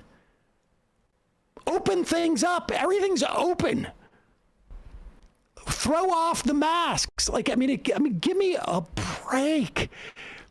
It's just bizarre. It really is just a bizarre sort of like even in the height of Omicron here, you could go to any bar and any restaurant and any workout class, any gym, anything. I mean, they did, I think, shut down some Broadway shows for a little bit. So if that's... And you can't eat in the McDonald's dining room. You have to get it Oh, you have to get it to go? Yeah. That brown bag, it's just like, and it's that's oppressive. impacting my liberty. It's authoritarian. I mean, and that's the thing is, like, the masks and stuff are going to go away when the virus does. Like, you think the governors and Democrats are like, oh, we're going to need to think of a way to make people keep these masks on so we stay controlled even after heavily invested in the mask. I've got mask futures. They don't want the hospitals to be overwhelmed, you idiots. It really is stunning. I mean, I personally they're going to hold off on schools, at least in this state, until after February vacation, which to me seems completely rational. Frankly, if it was up to me, I would say let's wait until the end of March, where we can open up the windows, we can do this in the event that there's another variant. I could take the political hit for 2 or 3 weeks. It's just absurd, to the extent that there is one. I'm not even clear that there is one. All right, let's move on to the other sort of, narrative here. The shoplifting one. I mentioned the other day that the difference between Joe Scarborough and Tucker Carlson is probably best summed up by the words 5 years. In terms of difference in age, 6 years.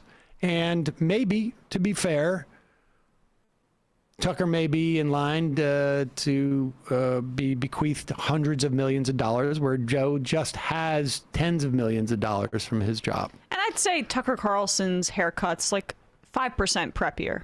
Yeah, there you go. Here is there's a report that everybody's talking about 10 steaks were stolen from a Trader's Joe in New York City. Like steaks in the company? No. Steaks you actually eat. Meat. Oh, okay. I mean, I don't know if I feel safe going into a TJ's anymore. I'm a little nervous about steak burglar. Yeah. And the Hamburglar, obviously it's upgraded, right? It's more high end now. Here is this is just play the clip. It is true that people are just walking in and walking out with it.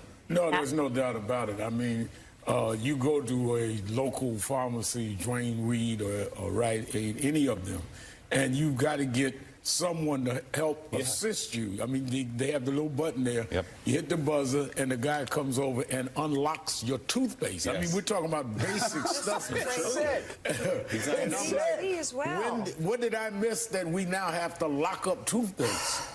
Yeah, and I'm just curious, Rev, really quickly. I mean, Eric Adams said he's going to do his best to fix this. I'm just curious.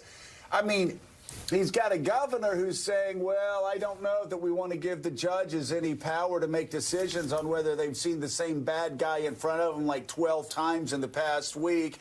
And then you've got a DA. I know you talked to the DA. The DA's going, oh, we don't want to punish anybody unless it's like really bad. So, yeah, you can steal whatever you want to steal. And, yeah, we won't do any jail time. And then you've got...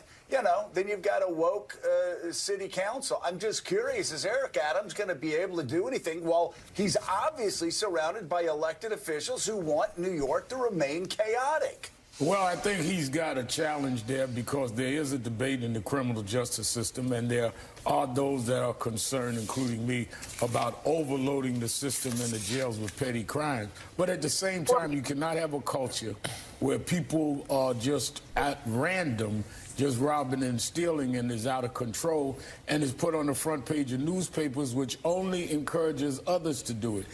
In fairness to Eric, he's only been mayor 5 weeks. But but even as unfair to him, Eric, they're locking up my toothpaste. Okay.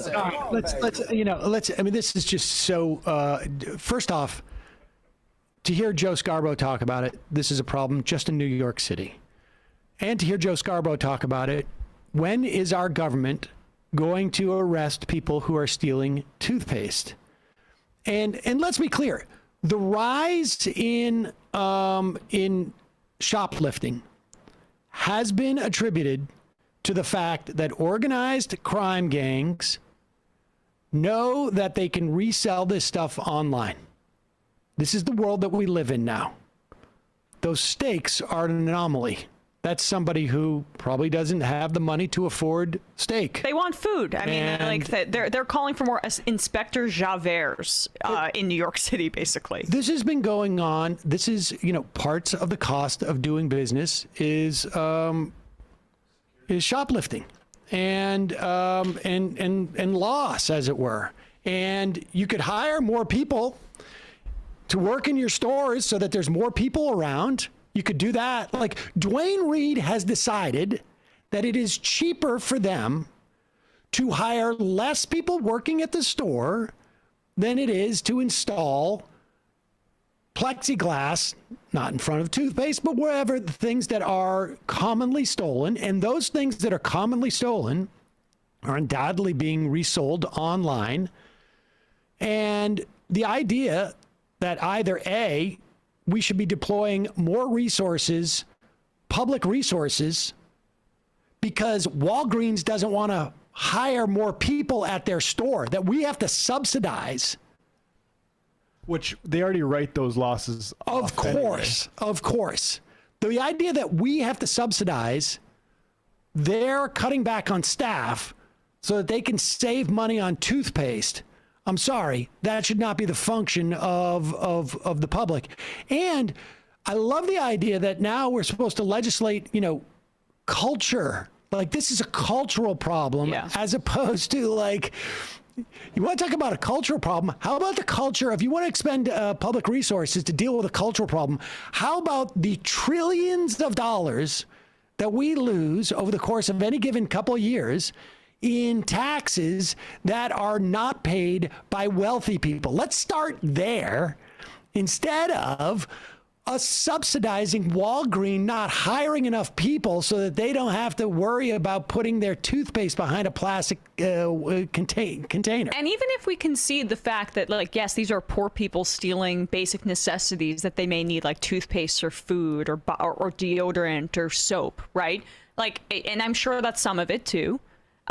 The problem here is the poverty and the fact that we have made a decision as a society that there are certain people who we're just going to throw to the wolves, and that is the problem. But for these whiners on MSNBC, it's the issue for them. It's like, I doubt for a second that petty crime has affected any of their lives at all, from their SUV that takes them from their Upper East Side apartment down to the MSNBC studios and back. Do you think that they really have been affected by this? No, they're inconvenienced because sometimes, and I've experienced this too, it's traumatic. Sometimes when I press the button to buy my shampoo, the person at Duane Reade doesn't come right away. That's because Duane Reade doesn't want to spend the money on having another person in there. I have to wait and press the button again. And like, what is the culture, like what has changed? Is it maybe that there's a giant pandemic that has decimated the economy and thrown a lot of people out of work, and then you've decided that we're going to reinstitute evictions while we get rid of unemployment insurance? Like, what kind of desperation is driving the fact that you can all of a sudden, you need people to look to the black market to supply their detergent and toothpaste needs? Well, I think that's, I think the real fundamental change that has taken place, because the numbers in 2019 were actually worse than they are today in terms of shoplifting, to the extent that, better, worse, more dramatic, is that there's an easier way for organized crime to sell this stuff. And the problem is, again, are we really going to expend public resources to catch every person who goes in and steals 5 things of toothpaste at any given store? It doesn't make any sense. It makes a lot more sense for Walgreens, if they feel like the 5 things of toothpaste that are being stolen is important to them, to hire more personnel, security, or just people working, at the place, to be walking the aisles and maybe helping people, so that it's harder to steal these things. I mean, it's just absurd. Yeah, there's this article in Jalopnik from earlier in January 24th this year. Union Pacific train theft started right around the time it laid off thousands of workers. So basically, what? Right? And other trains in LA. There's all these stories going on about these train robberies. It's like, look at, society is just crumbling. And it turns out like these companies are trying to capitalize on the sort of reaction against defund to make the cops be their security. Yeah. So hire more cops and put them in my Walgreens so I don't need to hire them myself. And we should also add that if there is a cultural problem too, it may be the fact that all of the resources of our society are basically being upwardly distributed, and that may be pissing people off. That may also be a cultural problem. We already lock up more human beings than any country on earth, and we particularly arrest and lock up black people at a higher rate than apartheid South Africa. So maybe more cops and more arrests isn't the solution. Which one of these Tucker Carlson, we could do any of these. Oh my, should we do number 7? 7? Yeah. All right. What a duo. What do you do when you start to run out of COVID restrictions because the virus has receded? Well, you obviously scroll through the things that are going to get your people pissed off. And here is one. let's talk about an epidemic in drugs that took place 40 years ago as a way of just sort of stoking more racial fears. But if you're Tucker Carlson, you can't stoke those racial fears by yourself. You need to bring in your assistant. Oh, she joins us now. Candace, thanks so much for coming on. So, I mean, I guess they can tell you they love you, but if they're encouraging you to smoke more crack, maybe they're lying. Well, I think it's pretty obvious that the Biden administration loves Black America and cares about the health and well-being. All you have to do to be healthy in Joe Biden's America is stay at home, lock your doors, avoid sunlight, mask your children. When you step outside, let it only be to get 5 vaccines and maybe do a smash and grab crime, and then on your way back home, grab a government-sponsored crack pipe. I don't know why people think that Joe Biden doesn't care about the lives of the average Americans and Black Americans. It's so clear by the way he's running things that he actually cares. You know, it's pointedly ridiculous that this is going on, and it's sad to hear him explain how easy it is to get drugs, because we all know this is going on, and they're pretending that it's not. They're actually mocking us and pretending that we're being dramatic and discussing how horrible the lives have gotten for the average Americans, but especially those living in inner cities, as you touched on, you know, a couple of weeks ago. And Jen Psaki saying, oh, it's not happening, it's just a Fox News conspiracy theory. Anybody that's telling you that we don't care about your health, they're conspiracy theorists. In fact, we're going to fact check them and deplatform them. But the bigger thing here is that Joe Biden is not the mastermind of this plan. I mean, Joe Biden is not even a mind in this plan. He has no idea what's going on. Somebody points a direction and he goes, right? And so you have to take a look at who's actually sponsoring this. And of course, it's some George Soros, NGOs that are saying this is what we need. And this is something that needs to be said. Every time you look at what is happening in the Black community, you look at who is sponsoring it, the name George Soros keeps coming up. I think it's clear that in America today, the most racist and effective man at being racist in America is George Soros, bar none.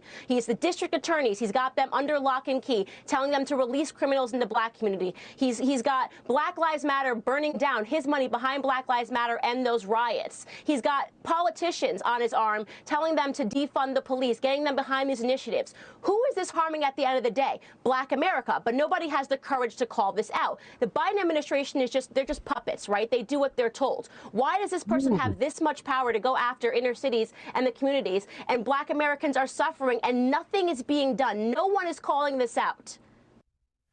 So, George, let me just be clear here. George Soros is a puppet master, weaponizing the cities in such a way to get Black people essentially to be almost like a shock troops. But he's the puppet master. Yeah, this is Daily Stormer stuff. Yeah. So what they're talking about there, I don't know if it was kind of hard to decipher. Crack pipes came out of nowhere, but obviously you know what that's about. There's a new program which is good, where the Biden administration is helping people with like. Well, let's be clear. But they're not. The Biden administration is just providing grants to people who, to cities, to towns, to organizations that apply for harm reduction when it comes with drug users. One of those is providing safe smoking kits and supplies so that you can limit the amount of infectious diseases that are spread in those instances. It's basically like a clean needle program. It's treating these things as a health issue, which they are, and not a criminal issue, which these freaks would like you to continue treating it as. But this is, of course, a plot by George Soros, who is pulling the strings, the puppet master, as it were. This is really, they're really getting into it. That's Candace's value. Yeah. Yeah.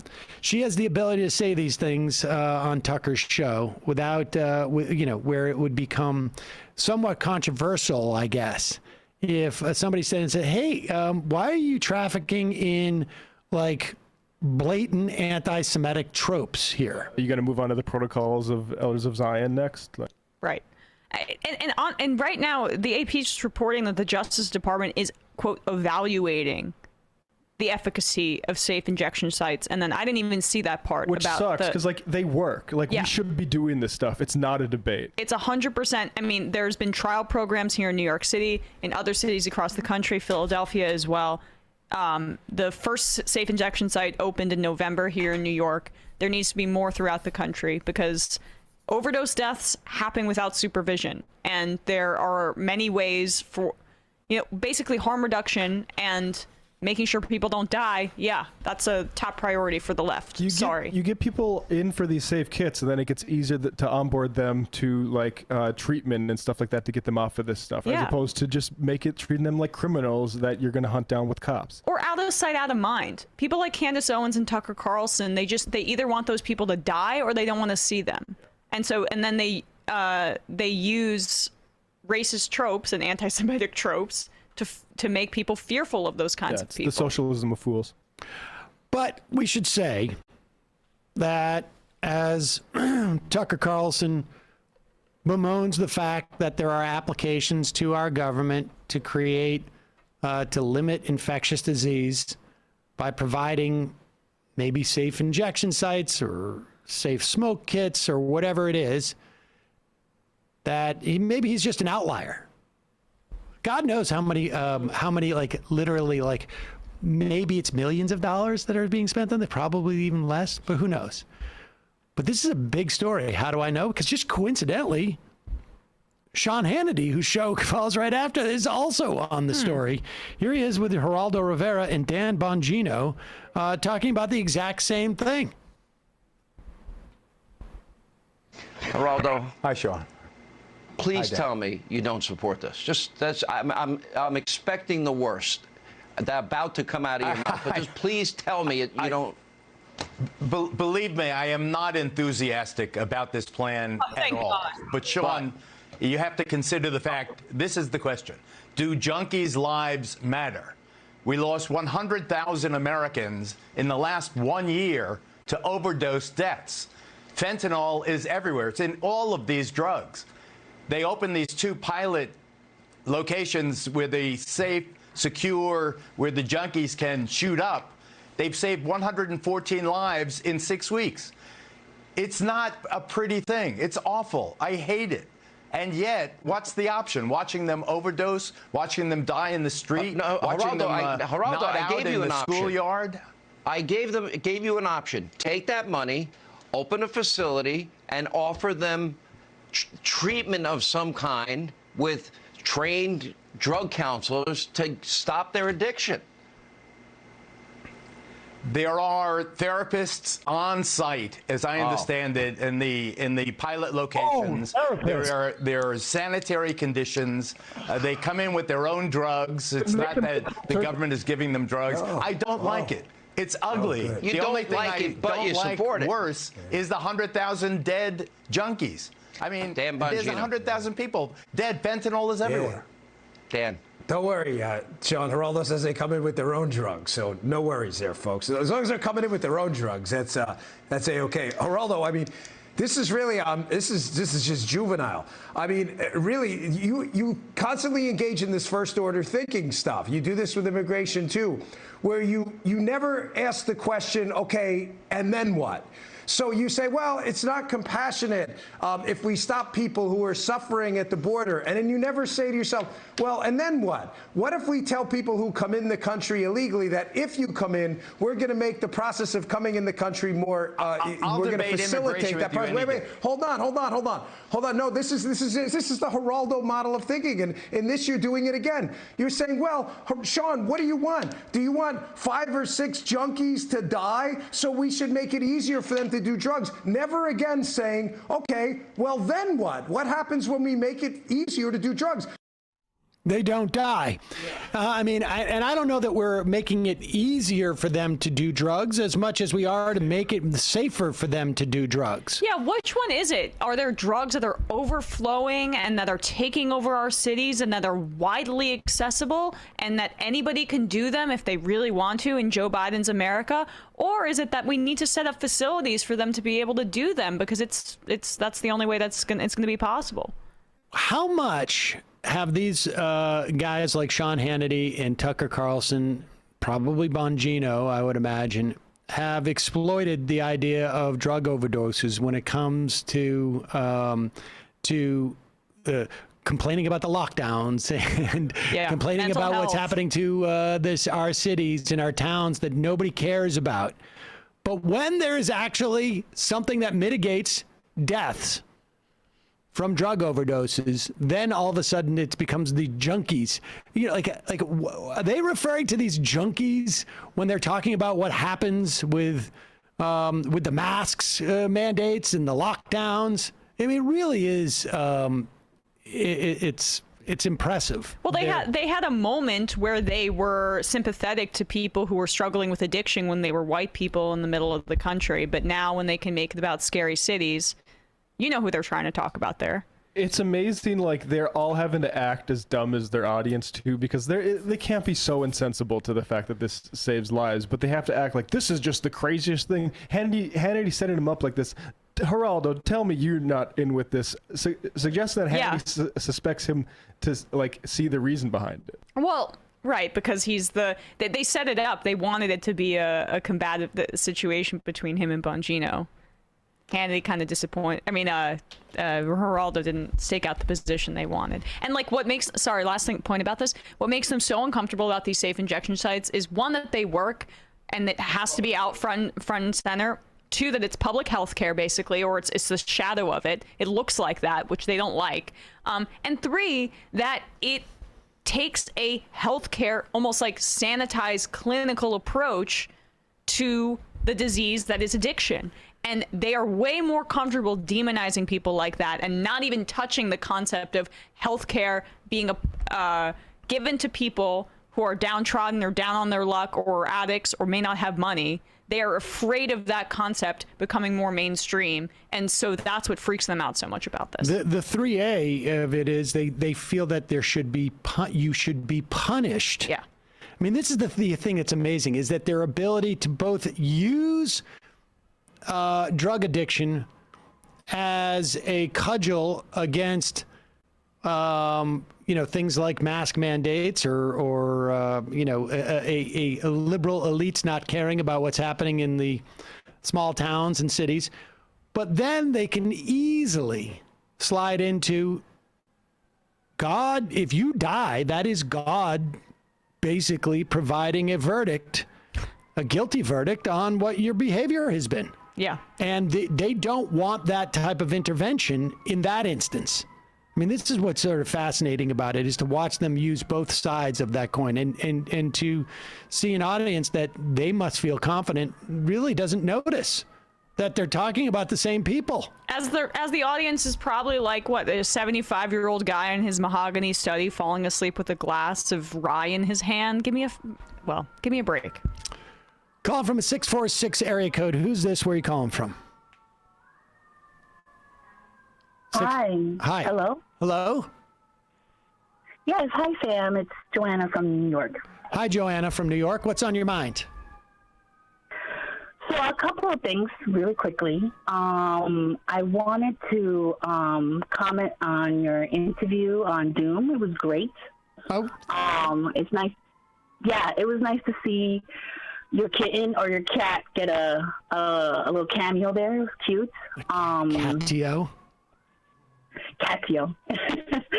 I do want to state really quickly that a lot of these, so I work for a public university in the city that is making a mandate for all supportive staff, which I guess I count into that, to come into the campus at least 70%.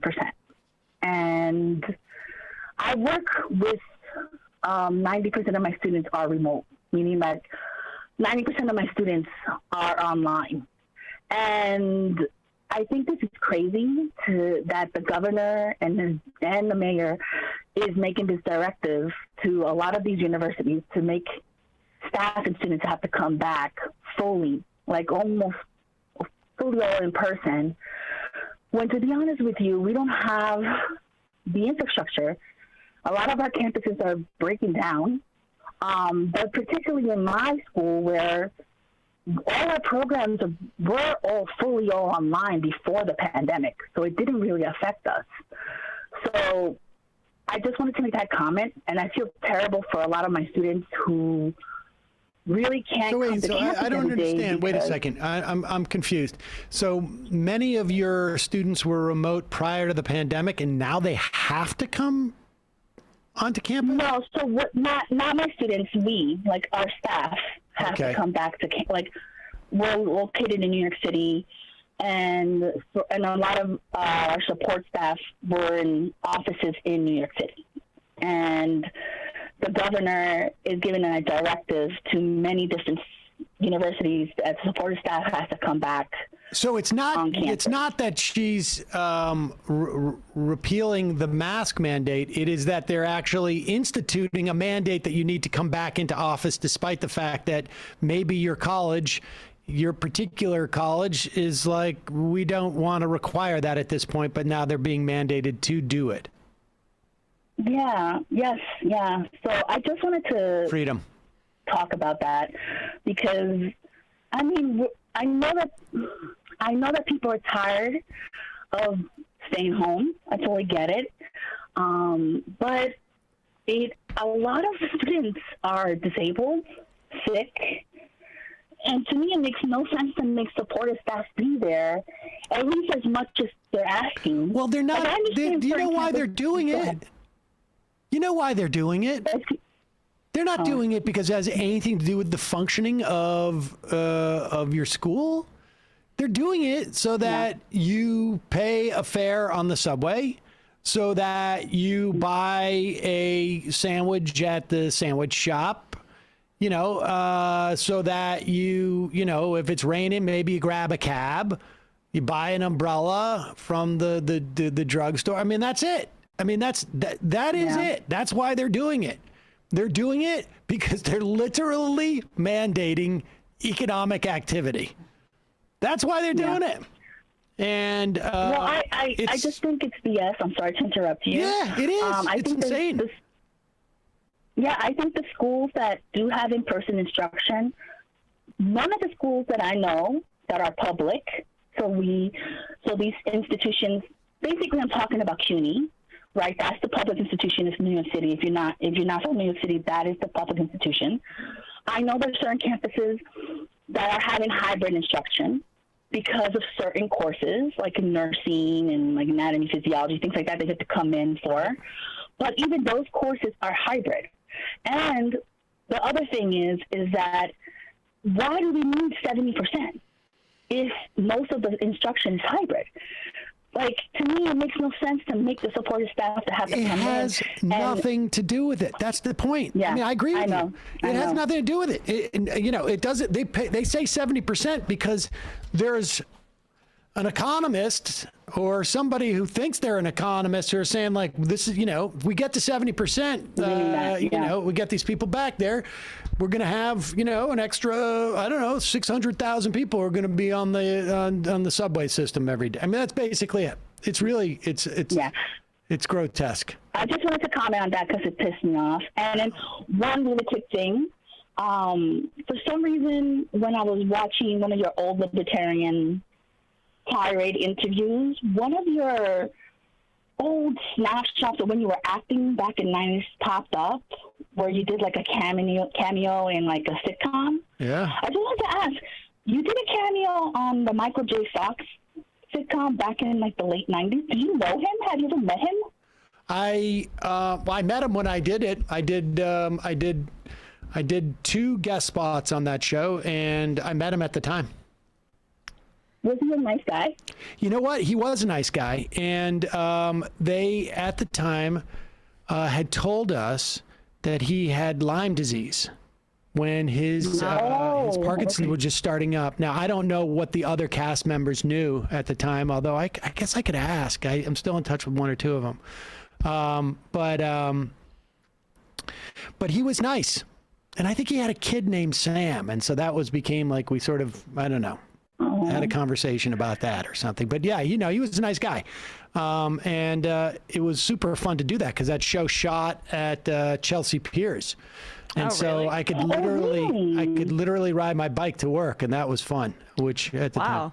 Do they not, they don't have studios on Chelsea Piers anymore, right? I don't think so. I think it's probably too expensive, but they've all moved to like Queens. Well, because exactly. I mean, all that stuff must be the bowling alleys and the stuff there now. Golf. Appreciate the call, Joanne. No. Yeah, and I just think that it's now cooler than before. Oh, thank you. I appreciate that. I will tell my kids that you said that. And hopefully it won't mean anything to them, I'm sure. Calling from an 864, not because of you, just because I relayed it. Calling from an 864 area code. Who's this? Where are you calling from? Hi, this is Dan from Spartanburg. Dan from Spartanburg, Pennsylvania. Actually, no, Spartanburg, South Carolina, not Pennsylvania. All right. I took a guess. I was wrong. So anyway, gosh, there's a lot you touched on today. Real quick, back in 2016, to tie it to the earlier guest, me and my ex-wife, well, now ex-wife, we're working on ways to promote activism, I guess, and progressive strategy at the DNC. I was a Bernie delegate, which is interesting.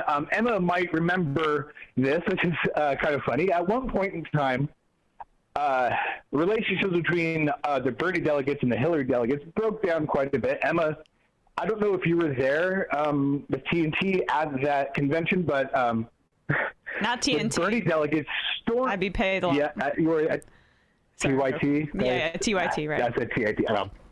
Wait, in Vegas? So. But this is in this was in Philadelphia at the Democratic National Convention in 2016. The first Bernie v. Hillary. Yeah, was that right? Yeah, I was there. Yeah. And were you there when the masses of Bernie Bros just stormed the media tent? Yeah, I don't remember. I was assigned to help cover the Jill Stein event with Jimmy. So that's where I was. Oh, you were with Jimmy? Oh, so I got a funny thing about that, because after that, this isn't what I wanted to call about, but this is perfect, because so after that whole fiasco, I actually didn't make it in, because it was just, we got the call from the coordinator. I don't remember who it was, but I know Naliki would know, because I think they were in contact. Anyway, so we got the call to meet up and assemble by the media tent. And so we were there. And honestly, I was like, this is a little, what's going on? Because I didn't have insider information. I was just, following the orders of the delegates. And then all of a sudden I just heard this rush of commotion. I looked behind me and there was just a bunch of Bernie supporters. More or less, we had been shut out the entire convention. Like, we had very little press coverage, and trying to find any outlet to give us a reasonable platform was, just nigh on impossible. Anyway, so I met up with actually Jimmy, ran into him at the tent later on that night, and I was talking to him about all the experiences, and I don't want to alienate Hillary supporters or whatever, but the delegates were really brutal to us. I remember I was telling Jimmy, and as a matter of fact, the specific incident, and this is still shocking. And when I came home and talked to my my home party here in Spartanburg, they were just aghast. And then I found out that they were aghast. I didn't even bring it up. But what I brought up was as we were finding seats, Bernie delegates were being booed and things were thrown at us. One girl, this black girl, sat down, and there was another black woman above her that said "traitor" and threw her Dr. Pepper on her. I remember these stories. Yeah. Yeah. So, and you know what Jimmy's first comment was? "Oh, that's a nice coat. Where'd you get it?" I'm like, "What? Wait a minute. I just told you that one of our people was assaulted, and your response is nice coat." And I got to say, it was a really nice coat. I was going to show up and represent. And I just thought that was amazing that out of all that context, he's like, "Oh, where can I get a coat like that?" And at the time, it just struck me funny. And then I was like, okay, well, that was weird. Because before then, I know I'm taking up a lot of time, but before then, he was, before that whole Bernie thing, he did kind of have a show where he would diss on media. And I thought that was funny, but he was just taking the piss out of the media. There was no overt political action to that. And then the Bernie thing came along and he just ran with it. Then after that, I heard his take on AOC when she refused to, was it when she supported Cuomo when she was elected. Just right. And well, it wasn't she was primary. supported Cuomo. I And- remember that moment where she was asked, "Are you going to vote for Cuomo in the general election?" And she said, "Yes, I am. He's the nominee." Yeah. And I was like, oh, he doesn't know what he's talking about. I was like, right then and there. Because to kind of get back to the earlier point, when you're dealing with like these big events, you really got to factor in so many different personality archetypes that even like when you're trying to talk about for example, like security issues amongst activists, because there's a protocol, because ultimately we want to try to keep everybody safe. So we do this inside-outside strategy to where the more radical people tend to be the ones on the outside, the more people who want to be more politically active take, right, we all know that. Or all right. Anyway, well, listen. Appreciate the call. It was interesting anecdote. I do remember that. That was, and I think, and I appreciate it. I mean, I think to a certain extent, people. A lot of that stuff became too personalized. Yeah. I mean, both on both sides. I can't possibly make an assessment as to who were, more of an a-hole in any given situation. I have my guesses, but I honestly... I was a terror as an intern. I mean, like that, the entire situation was... I remember at that there were, I don't know if it was Bernie delegates, maybe, but I was so frustrated because they did this protest, and maybe it was a function of the media thing, where they put tape on their mouths and did a silent protest, and they did it. I was at Radio Row. And I was like, guys, this is radio. There's no way for you to communicate that you're doing this protest at Radio Row. That's a protest. That's a visual protest that your mouths are taped. Well, you can't do that on Radio Row. I mean, it was so frustrating because I was like, nobody can hear you. It's just sometimes there's like a messiness and with the emotion that comes with that kind of activism. Of course. And yeah, I mean, like, again, it's like at that, I remember being at that Jill Stein event too, right? Like there was a lot of people just really angry, and it was a bizarre time. I don't know if you remember, that was like the hottest weekend ever. It was pretty hot. I think it was driving people insane. Like it was so hot. And if you refuse to take an Uber to the convention hall, which I refused to do, and they gave Uber like special access because some former Obama official was already working for Uber at that time. If you took a taxi, they dropped you off at like literally like a half a mile away at the edge of the parking lot. So you had to walk in there and sweating like a pig. But call from a 626 area code. Who's this? Where are you calling from? Hi, Sam Seder. This is Robert calling from South Pasadena. Robert from South Pasadena, California. Yeah, hi. I guess I timed this out pretty well because you guys were talking about Afghanistan today, so that's what I was planning on calling about today. Great. And I just wanted to express my disappointment, not in just. I mean, I kind of already expect the U.S. mass media to not really cover the sanctions and the crisis there in the country, but I also do feel quite disappointed that the left in America doesn't seem to be echoing this issue nearly as much as I think it needs to be. Well, what's happening in Afghanistan? Yeah. I mean, I agree. Yeah, I mean, I think it was Jamila Prayal had introduced legislation. Was it Pramila Jayapal? Wednesday, Thursday? Yeah, sorry, my bad. And 44 House Democrats voted against it, and it just doesn't seem to be making the news as much, you know? I mean, look, it didn't make the news while we were occupying the country.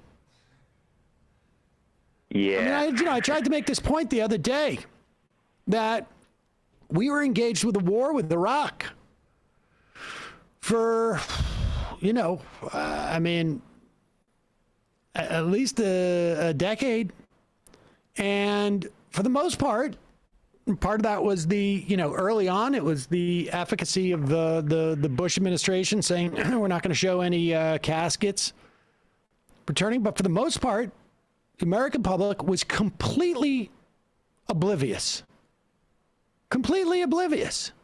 in their daily lives. I mean, I remember being on the radio, and that couldn't have been past 2007. Just sort of like shocked. We're killing tens of thousands of people, and it's well, whatever. Gone shopping, and yeah. So I mean, I share your disappointment. Like I say, we were told before the invasion of Afghanistan that this was, going to liberate the Afghani people. We're not going to leave them with a totally destroyed country. And, it's not like, I think a lot of people bought that, but that was just sort of at the time, what we heard. And we're not doing the bare minimum. We're doing less than the bare minimum of at least trying to mitigate, what we wrought upon them. Yeah, and I mean, just one more anecdote about the Iraq invasion. I think Amy Goodman was debating some pro-Iraq war person on C-SPAN or something, and I think she mentioned that, like, the statue of Saddam Hussein being toppled. Yeah. I think it was like the CNN program here in America, like the domestic one, just showed the footage of the statue being toppled, but CNN International would show both that footage side by side with, footage of like children in hospitals and some of the ugly stuff in war, which was right. Pretty interesting, I thought. But even just in regards to coverage now, I mean,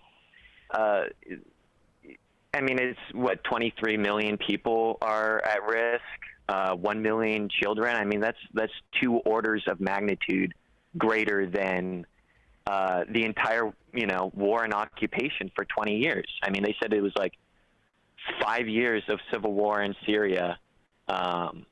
Is at this state the economy is in Afghanistan right now. Yep. Thanks for the call. I mean, I agree with you. Yeah. It's incredibly frustrating.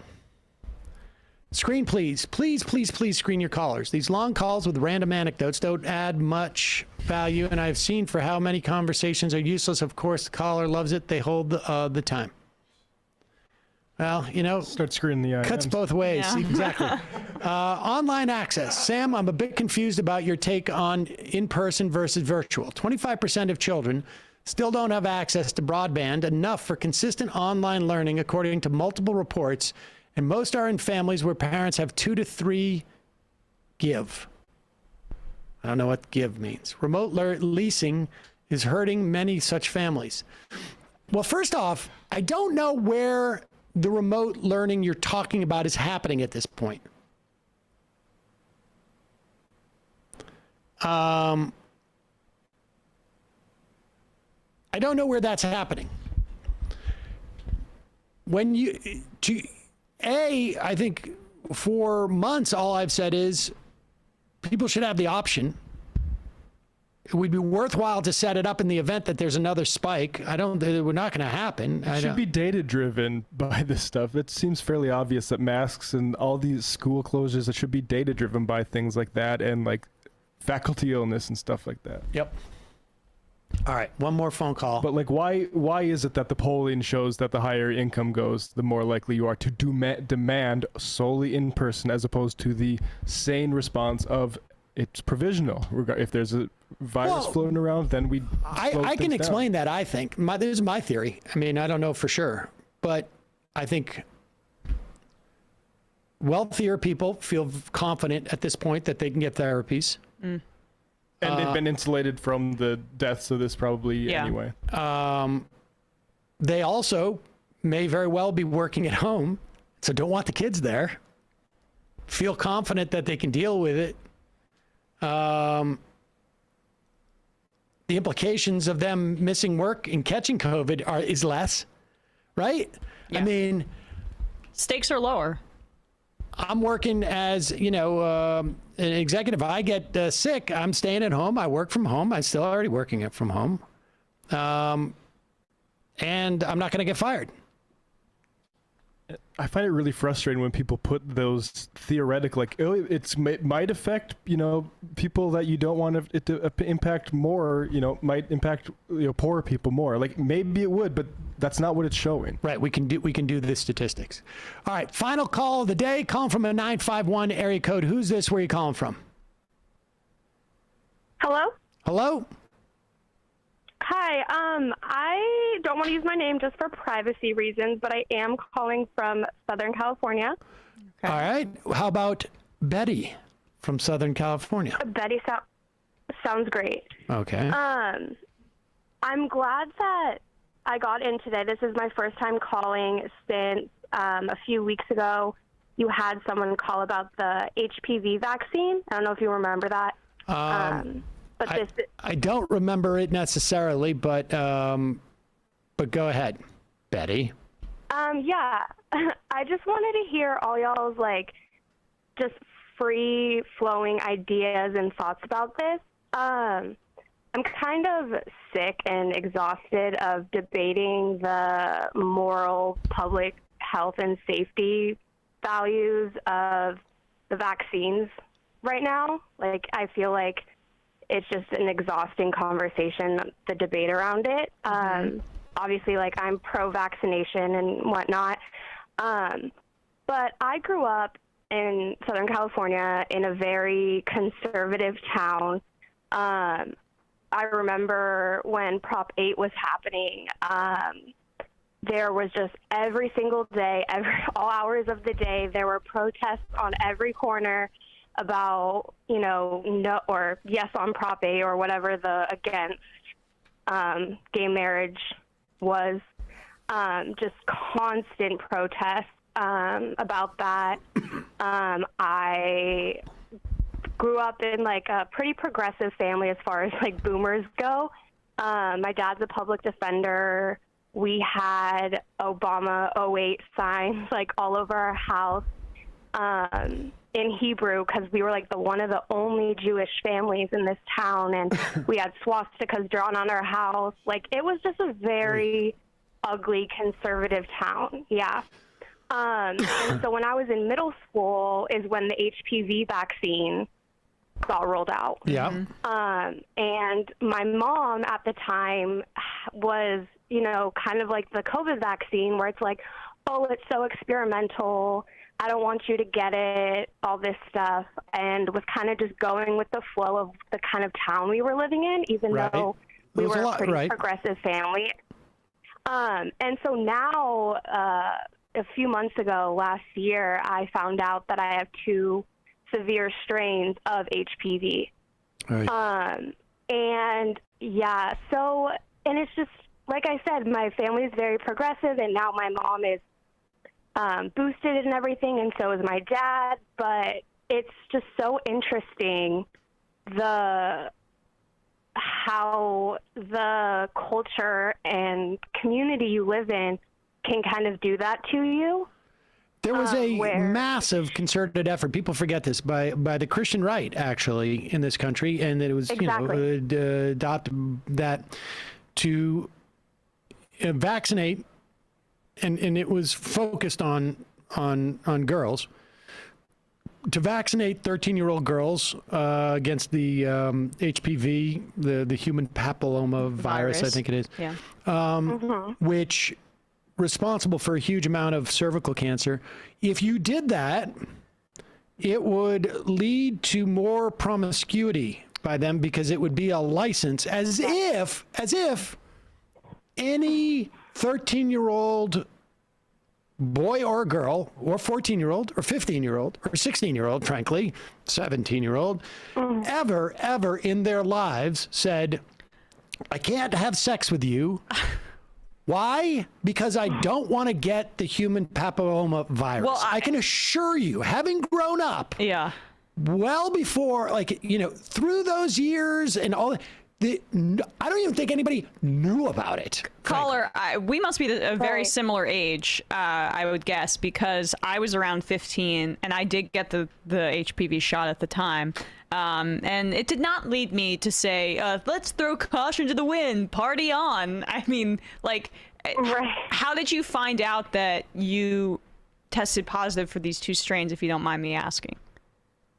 Yeah, I can't remember exactly, but I was just having some medical issues related to, you know, reproductive stuff and whatnot. And I had gone in to get tested for all these diseases and sexually transmitted diseases as well. And usually they don't test for HPV in what the makeup of what I was getting tested for. And they were like, oh, you actually have HPV. And I was like, oh, like what? That's crazy. So I went to my gynecologist.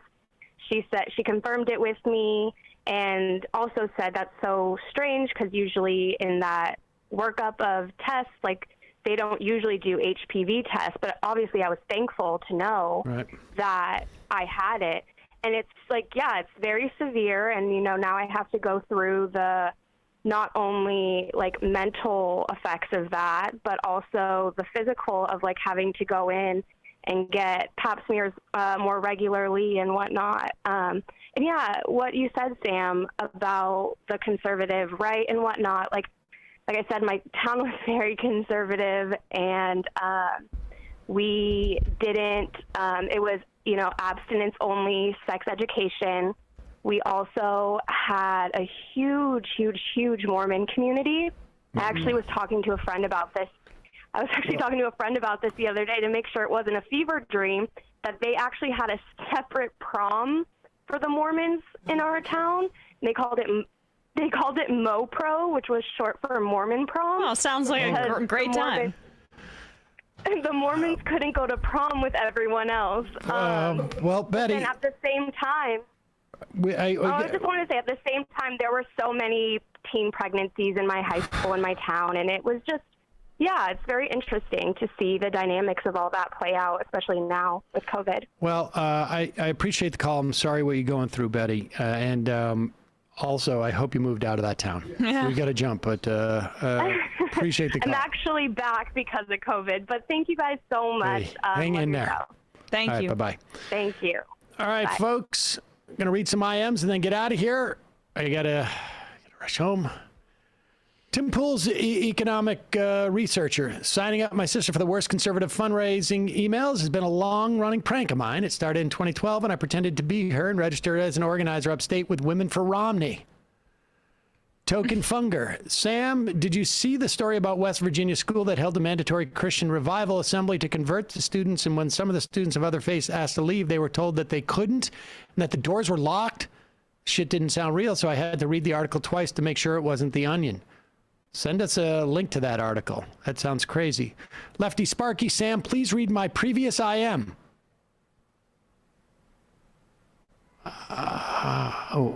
There is none.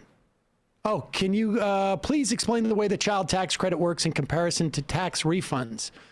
The child tax credit for the first, I can't remember, July through, I think it was December, you get $300 per child if you're eligible. Maybe it could be less depending on your thing. If not, and then from January or February until April, you will get a check for, I think it's $900.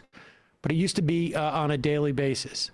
I mean, it used to be on a monthly basis, and it's gone back to the one-time thing, and then you're done. Then it's wrapped up. That's my understanding.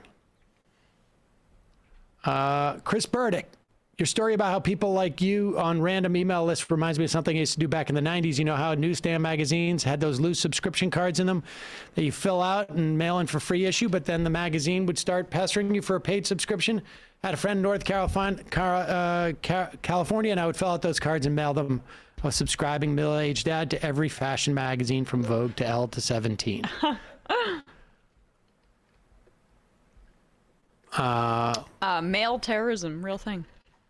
Vincent Gauche, looking forward to the Bell House show next month, as well as the Wilbur event. Any chance former MR members Kellie, Brendan, and Jamie will be on hand in Brooklyn? I miss them, and sometimes I suppose you do too. We'll also have heard from Jeff from Georgia in a while. If you're listening, Jeff, is all well.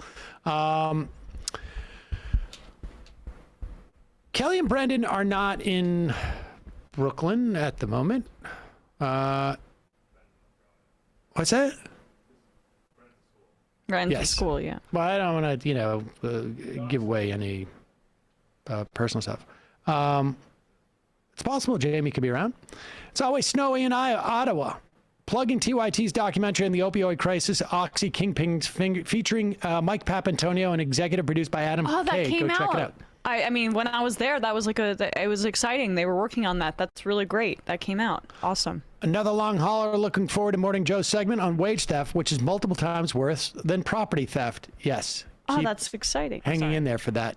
Social socialist. Geraldo, wouldn't he be willing to call addicts but junkies just dehumanizing? I know, it's nuts. Two more. Online. I already did that one. Rob from Dedham. On the bullshit thefts thing, Adam Johnson is a great follow on Twitter, and his podcast, Nima Sherez, called Citations Needed, is excellent. And the final IM of the day.